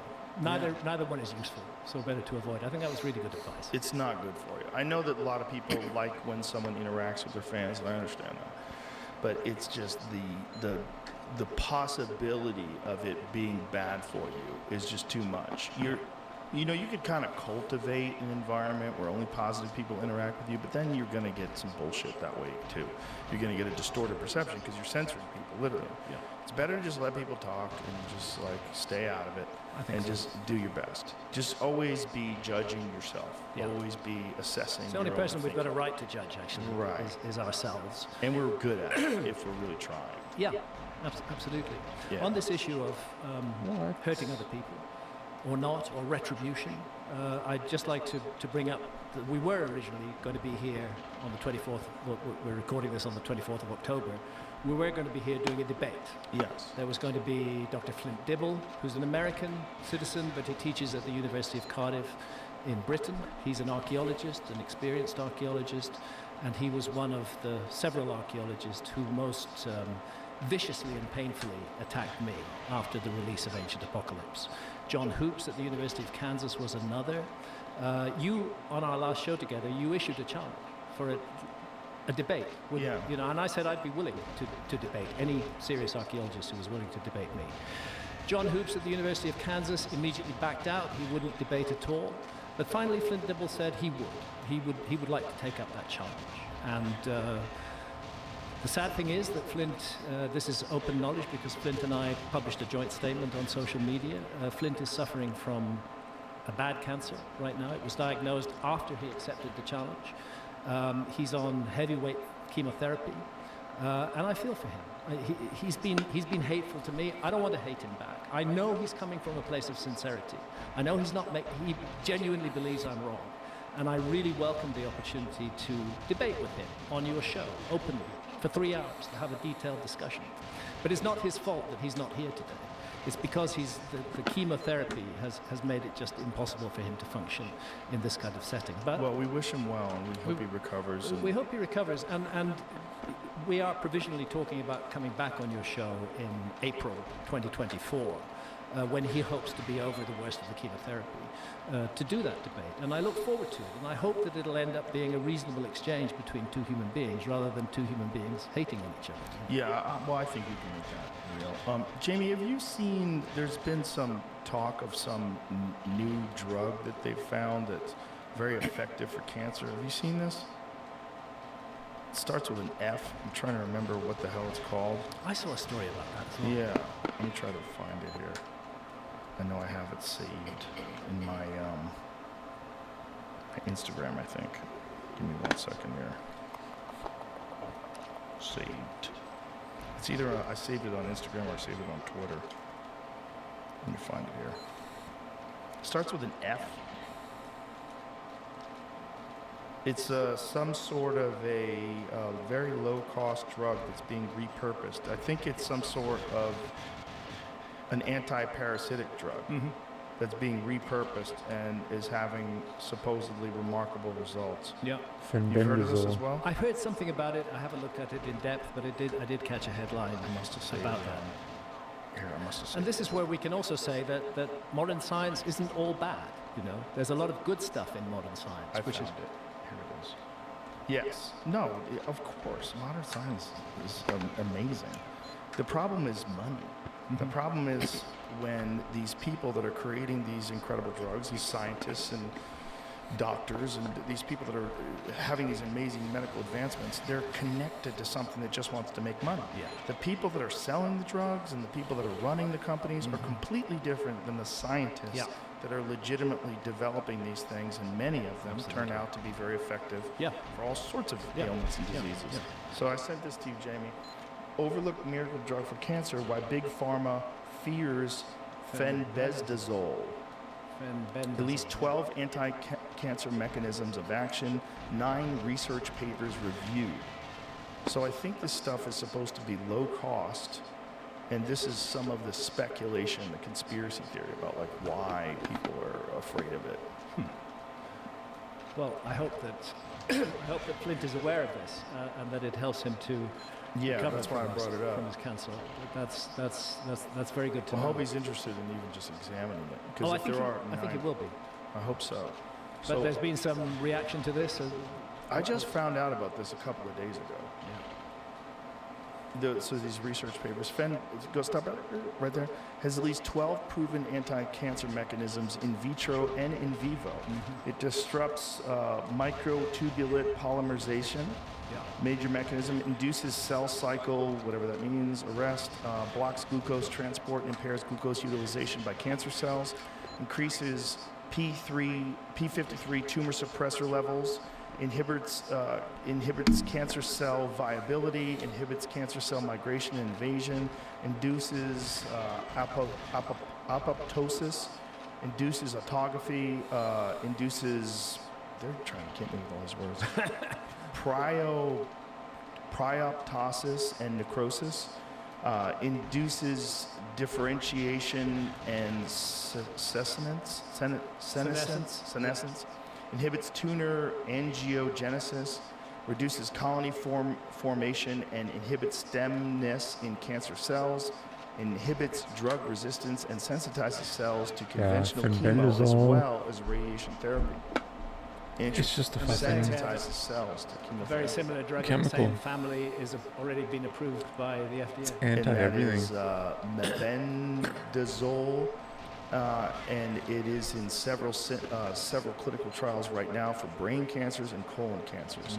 So why are no fenbendazole clinical trials for cancer? The answer seems rather obvious. It's very cheap, it's safe, and it seems to be effective, very effective. Exactly. Interesting. Big pharma don't see a margin in it. I mean, if that, who knows? But if that is the case, and what an enemy of the people.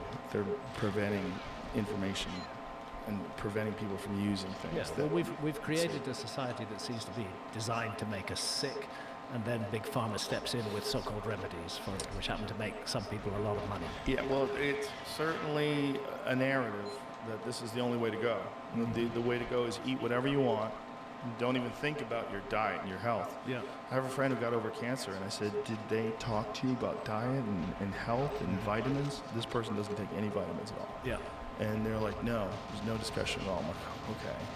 So I send them some stuff about ketosis and what studies have been done about ketosis and cancer. And then, I mean, that's one of the things that some doctors will tell you to do when you're going through cancer is to get on a ketogenic diet. Yeah.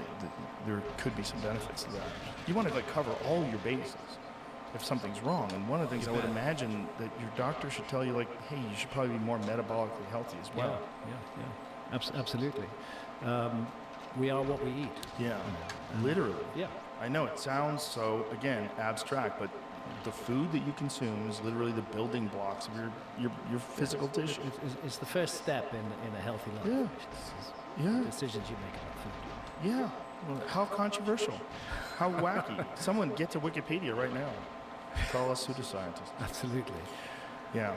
So back to Flint Dibble. So hopefully he will do well with this and come through it on the other end, and we'll have a respectful conversation. And maybe we both can learn something, or all three of you. Yeah. All three of us. Can learn something. That's what I hope. And I'd like to say on the record, I don't hate archaeologists. I know that there's a lot of great work that's done by archaeologists. I myself could not do the work I do were it not for the work that archaeologists have done out there in the field, painstakingly digging and producing evidence. I have huge respect for archaeologists. I think there's a very limited group within archaeology who have this domineer mentality and who seek to control the narrative. But by and large, archaeology is doing a good and a useful thing. And I don't want... It's unfortunate that I've been identified as a hate figure by a number of archaeologists. I think there's much more potential for cooperation. And I'm not the only person working in this field of the possibility of a lost civilization. Consider Randall Carlson, consider Robert Schoch, many others. Manu Seifzadeh, you don't know, but he's brilliant. Taught himself Egyptian hieroglyphs. He can read the Egyptian hieroglyphs fluently. There's a lot of people working in this field whose information could be of use to archaeology if archaeology would just lower its threshold a little bit to ideas it doesn't like. And again, it's probably not most. Most archaeologists are probably very curious about this.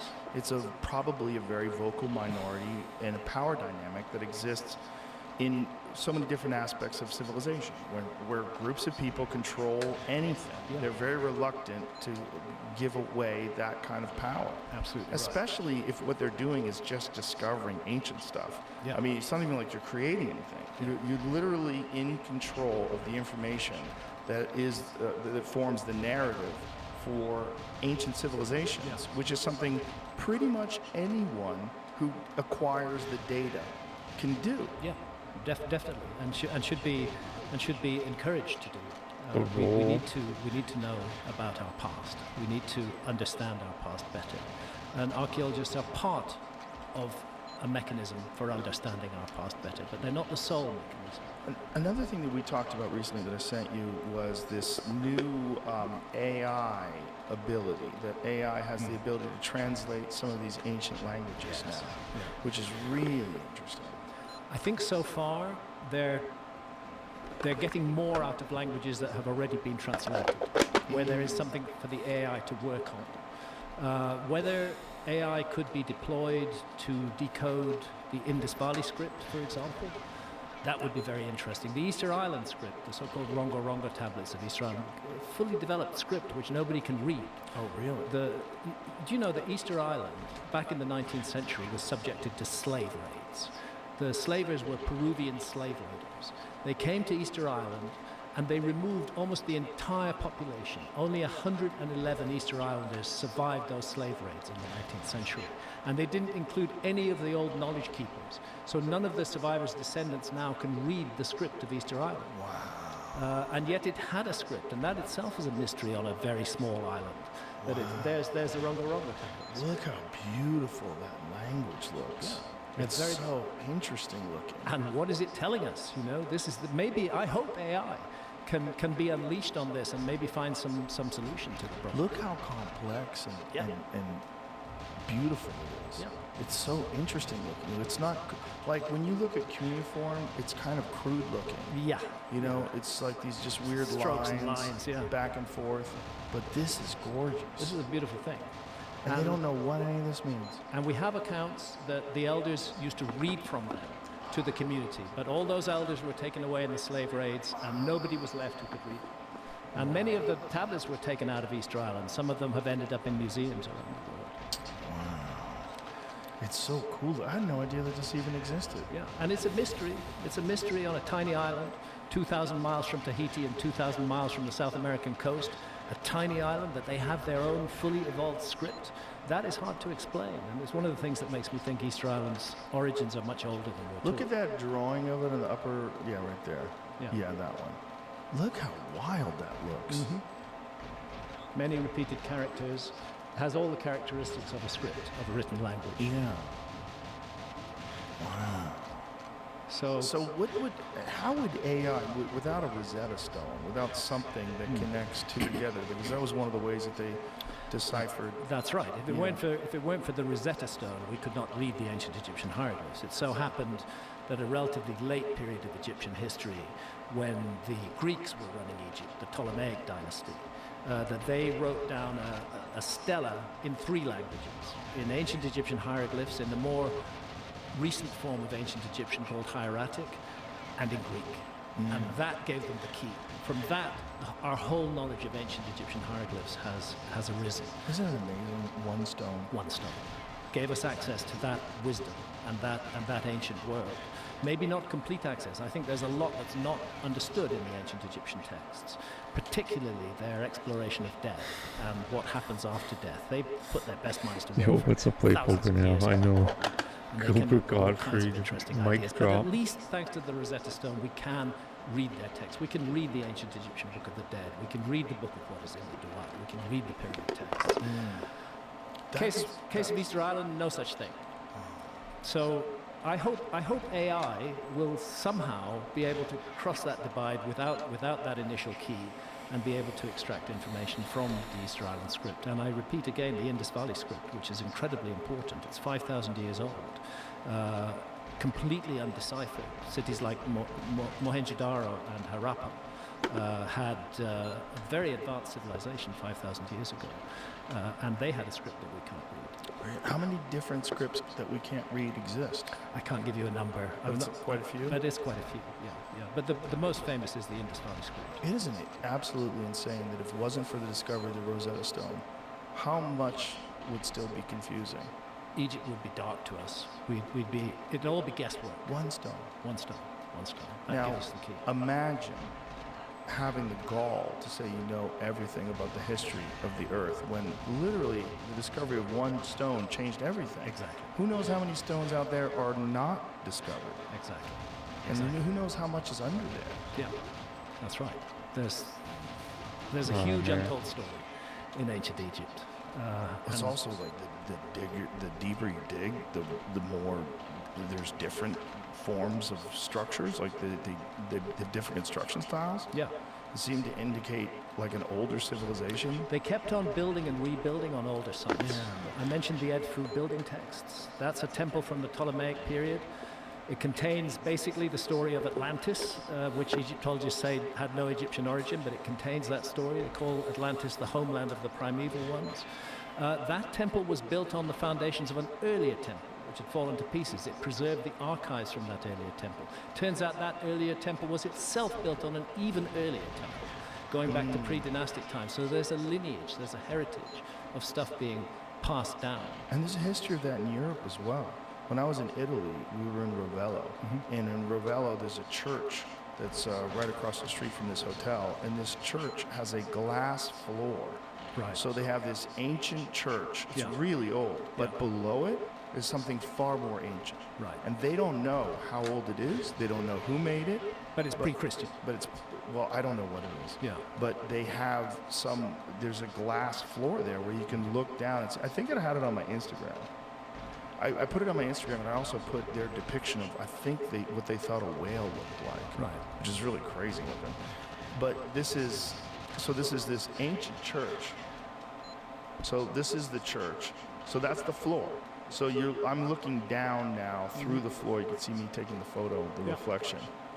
So this is this church. What does it say here, Jamie, in the description? So this church in Ravello is 1,000 years old. It sits on top of the ruins of a far older church. Yeah. There's a glass floor where you look down to the old one. The people that have worked here say they have no idea how old the original ruins are. Pretty cool to be there and take it all in, as you said. Yeah, that it was. But see how it is like there? Yeah. This is a glass floor. So you're walking around a 1,000-year-old church with a glass floor. It seems to be suggesting that it's built on the ruins of an older church. Yes, that's what they're saying. But an interesting point is, if you go to Mexico, for example, you'll find that the conquistadors built churches on top of so many ancient Mexican sacred sites. The Great Pyramid of Cholula is an example. It has a huge cathedral now built on the top of it. Of course. It's sort of capturing the culture by imposing their religion, flattening your enemy's house and building your own, taking it over. Yeah. But the human past is mysterious. There are layers upon layers, depth upon depth. We're just scratching the surface right now. And I hope I've played some small part in scratching the surface, and I again pay tribute to archaeology for the work that archaeologists do. Well, that's very charitable of you, and you most certainly have played a large role. Certainly for me. I remember when I used to read that There's book. Cholula. There it is. And the church. That's incredible. Look how crazy that is. This is a fantastic man-made mountain. Yeah. You know, it's a huge thing. And right on top of it, perched there, as though to say, we own you now. So that's is a what it looks Spanish like church. now? Yeah, that's what it looks like. So how do they know what exactly the structure looks like underneath it? What science are they using? There's more than 8 miles of tunnels have been cut through it by archaeologists. Wow. And they've got into the depth of it. It's a case where pyramids were constantly built on top of earlier pyramids, just as we've been discussing. Wow. So interesting. So that's the recreation of what it's actually like underneath it. Yeah, that's right. Wow. That's right. And all we can see is just mountain of dirt. A mound of dirt with a big church on top. Big church on top. But the church is not nearly as impressive as the pyramid. That's just hilarious. It's not. They put their bullshit structure Yeah. on top of something that's insane. And that's what it looks like. It just looks like a hill. It does. And the ancient name for it was man-made mountain. Was one of the things it was known. Well, there's quite a few of those in Mexico, right? You bet. Mexico is another fascinating culture. We've hardly had the opportunity to talk about it today, but there's just so much. And if I were to focus on a particular area of Mexico that needs further investigation, I would say the Olmec civilization around La Venta, Villahermosa, and right up as far as Chichen Itza. That whole area of the Yucatan is just absolutely fascinating. And the features of the Olmecs are so unique. That's what's interesting. They look very African. What the Olmec sculptures show is... So cool looking too. Like, look at serious motherfucker with his hat on. Yeah, they show multi-ethnic people. It's fascinating that they show faces that we would definitely regard as African faces today, or perhaps Polynesian faces. Yeah, maybe Polynesian. But other faces are also shown there. Look at that one. Wow. There's a piece, I don't know if you can find it, Jamie, but there's a sculpture that they call the Walker, W-A-L-K-E-R, at La Venta. Which one's the walker? Seeing him there. No. The walker? There he is.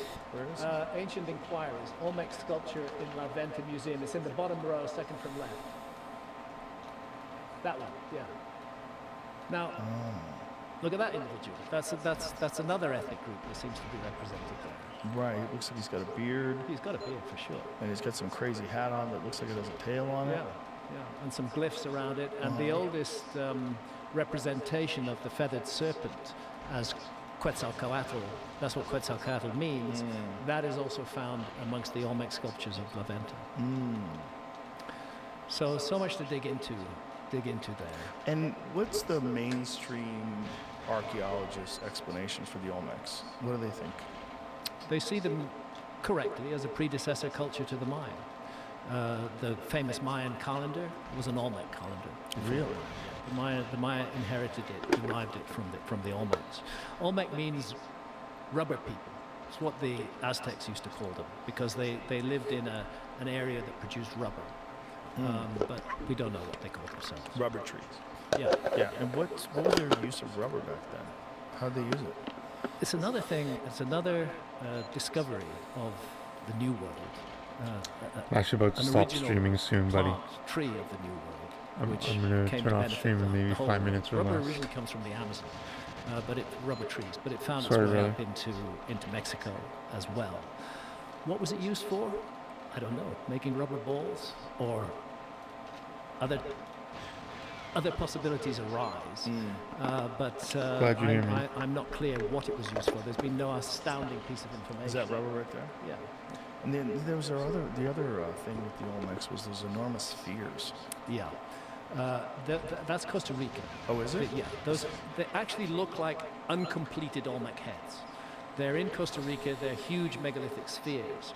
And basically these Olmec heads are spherical, but they're carved with human features and ears and faces. I've often felt that there's a similarity between the stone spheres of Costa Rica and the Olmec heads. What do they attribute the stone spheres of Costa Rica Nobody to? knows. Nobody knows. Do they have a timeline that they think this was made? As I said, it's impossible to date stone, so any Right. timeline would be based on organic material Oh, found around them. So they just, when did they first discover these things? Well, let's see what Wikipedia says. They'll put a recent date on it for sure. What does it say? 500 to 1500 CE. Yeah. Well, I would question that. because it's not dating the objects themselves. The objects are also movable objects. You can roll a stone sphere. Organic material associated with them may not give you the accurate data. Are there quite a lot of these? I've been in a place where I saw about a dozen in one place. It's only Costa Rica. It's only Costa Rica. Wow. How strange. I mean, what are they perfect spheres? No, man, not at all. Pretty much perfect. They look amazing. Some of them bits have flaked off, like that there, you can see. But basically we're looking at perfect spheres, cut in hard stone. So it's a technological achievement in its own right. So there's some erosion that leads to imperfections, Yeah. but the original structure was perfect. Yeah. And is it painted too? Is that one painted, Jamie? That one next to your cursor? Yeah. Is I that think just it's a shadow? shadows, yeah. I've not seen a painting. I don't know. That looks painted. Shadow is coming from the sun is coming from the other way, so they'd have to be projecting a shadow onto it from this way, which is weird. It could be just a flash. That is weird. Have you never seen one that's painted? I have not, no. I've only seen the plain stone spheres. I think I've seen that one. Yeah. And there's no. Wow, they're that big? Yeah. Oh my God. They're enormous. Do we know where they came from? Like what quarry? I don't know the answer to that question, Joe. I'm not sure if anybody does. It's just so interesting when they find these things. Because if we get wiped out, that's what's going to be left. Yeah. People are going to think, oh, the people that lived in 2023 made pyramids. Legitimately. Yes, absolutely. Legit. Oh, look, they left behind stone spheres. Like, we really don't know. Absolutely. mean- That's how it could be.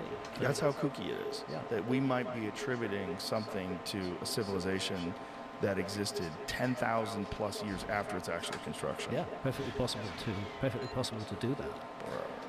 And as I said earlier on, Yeah, right. you know, They weigh up to 15 tons. Wow. We did make one sphere recently. Yeah, Oh, yeah, right. the Las Vegas one. Pretty dope. It might disappear. That Guys, might be better. But that would definitely I'm disappear. literally, That's the problem. bros, The I'm literally cataclysmic advertising this disaster, so those spheres you would- guys are there. they would. You know what I That's mean? I what they're want doing. like As- the as chat with- to as not with be pyramids. empty. I want you guys to be there. And You it could know? easily get mixed up in time. If we went 20,000 years into the future, and some future archaeologist is looking at this, how do they disentangle? Oh, yeah, they would say 2023 they built the pyramids. They probably would. It's perfectly. What if they didn't have the Rosetta Stone? You know, I'm really fascinated with AI's ability to interpret ancient languages and whether or not that could be applied to the Easter Island language. And I think that's amazing. Is there work being done on that right now? Do we know? Not that I'm aware of. I know that there have been multiple attempts to decode the Easter Island script. They've all failed. But that's with humans. Maybe. Say again? That's with humans. Maybe we just give Yes, control exactly. to our Exactly. technological If overlords. if AI is deployed, then maybe there's a hope that it can be done. Yeah. I asked you this before. I sometimes call it artificial stupidity, though. Was a. I'm not sure I love all AI. There's a lot of artificial intelligence involved in big social media like Facebook and so on and so forth. Sometimes they're pretty stupid. Well, I think artificial intelligence is just look. Fish are intelligent. They're intelligent enough to know what a lure is, and know some fish learn, and they can Yeah. tell a fake, like a hook. Yeah. They can see things. Absolutely. They're not intelligent like a baby or like a monkey, and we know that crows are very intelligent. Very smart crows. Yeah. There's a lot of like weird intelligence, and I think that artificial intelligence is much like that. Like we're seeing the emergence of this Fuck, insanely man. intelligent life form, and we're seeing very crude versions of it initially, Yeah. and eventually. You're seeing it as a life form. I think it's a life form. How interesting. I think we're making a life form. I think we've been doing it for a long time. I think there's a bunch of factors that seem to be working Come in on. favor of this happening, and one of them being materialism. Yeah, I think I'm like pretty materialism much done. makes Sorry, people maybe want to buy maybe the 5 more newest, minutes. greatest stuff, which fuels innovation, Maybe. especially technological innovation. And I think that if you looked at humans from afar, and I've said this many times, so forgive me, but if you looked at humans from afar and you didn't have any understanding of us, like what do? Well, they make better things every year. Yeah. Every year they make better things. Yeah. It seems to be like they have a bunch of other things that are going on, controlling resources and war, but that really seems to be about controlling of resources and money, and that seems to be involved in making better things. Yeah. And they're using these better things to have GG's, more thanks, control bro. over the people. They're using these better things to have better warfare, more effective weapons, and all these things kind of lead to The big money goes into that kind of thing, yeah. right, and they lead to the emergence of an artificial being. Just I think that as our biology fails and people are looking for new alternatives to bad eyesight and all sorts of other things that are wrong with us. I mean, you have an artificial hip, right? I have 2 artificial hips. Yeah, so I wouldn't be walking if it weren't for Matt, that. see that? Like you're becoming a robot. Yeah. Like, and slowly but surely Yes. we'll all agree that, you know what? This whole being attached to being a biological life form is fraught with peril. There's all sorts of problems with ego, and anger, and sadness, and lust, and greed, and if we could eliminate all of those, wouldn't the world be a better place? But what better way to eliminate all of those than assimilation? Yeah. So if artificial intelligence were really intelligent and it were a being, the next thing it would do would be get rid of us. I don't think it would get rid of us. I think it would acquire us. Acquire us. Yeah. Use us. Yeah. It would Deploy well, us. we made it, and so I think our only alternative would be to merge with it. That's the only way we're going to survive. Yeah. Because I think the crudeness of the biological model that we exist in, like the crudeness of our physical bodies, Yeah. is so difficult to escape. It's so ancient.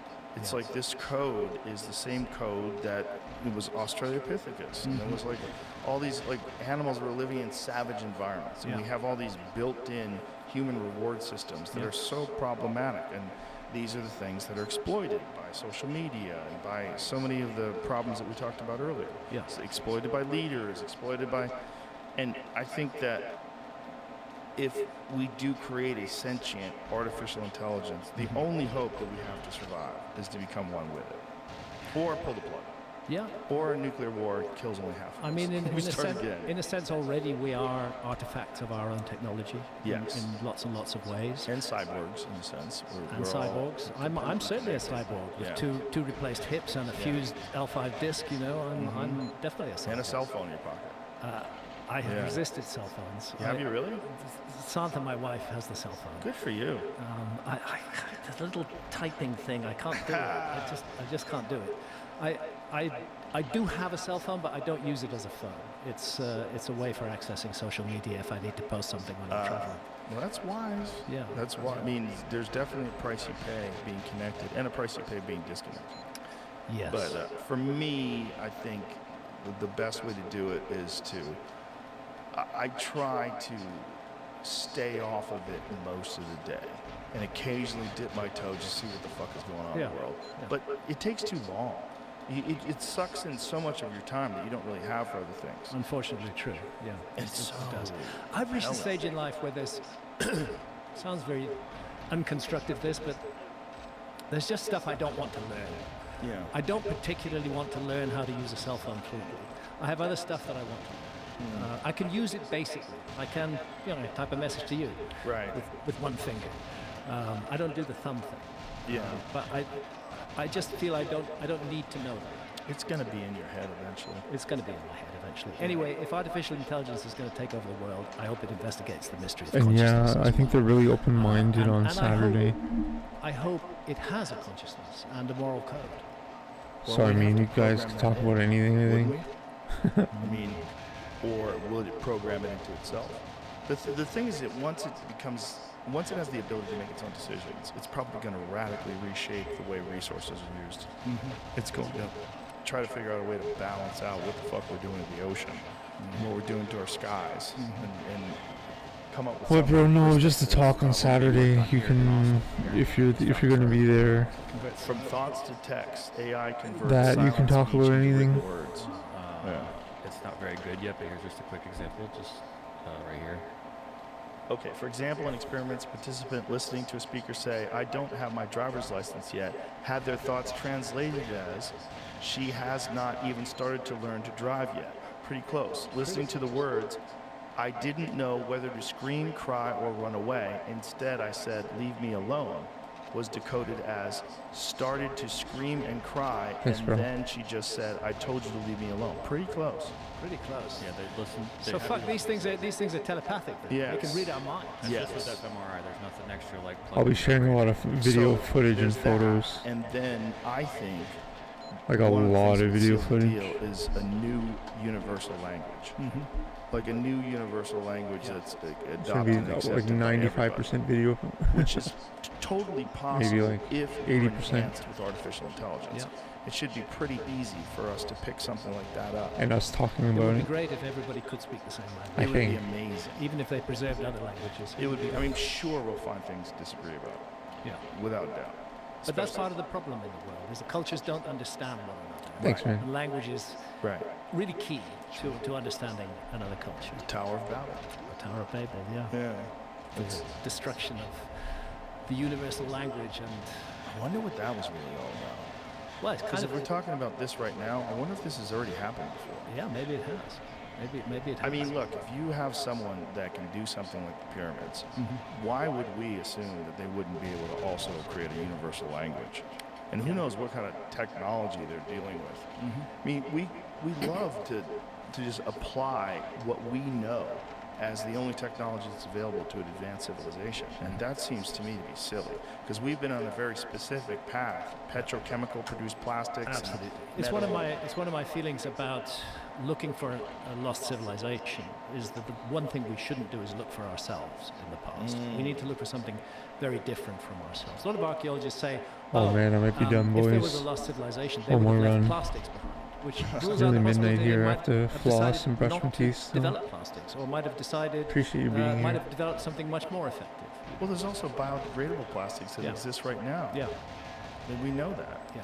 You know, there's, Which would degrade in yeah, and if relatively they're short time. wise, they would probably All right, use this is those. the last run of the night. You know, it seems so simple.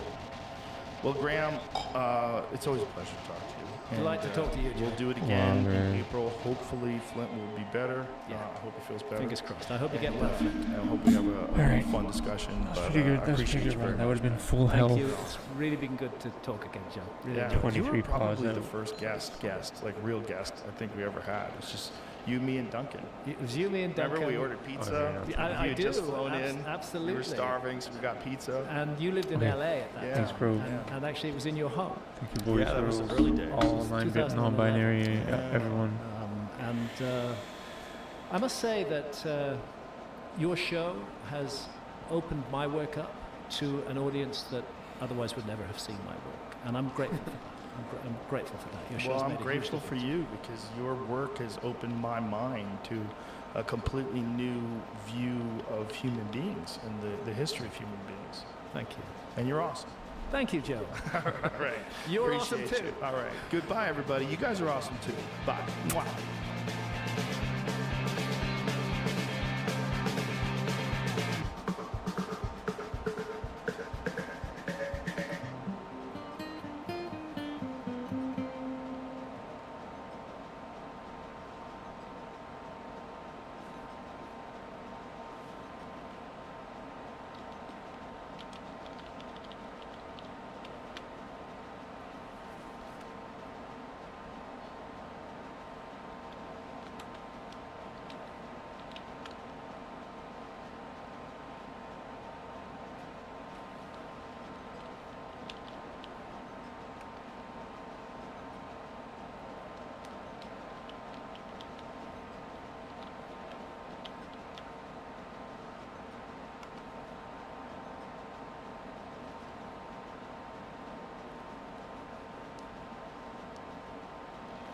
You got it? Yo, what up, guy G's? For Raid Bud.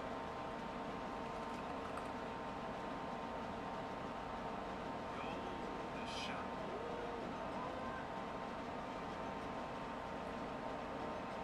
Who am I off right now? That's gotta be Toad.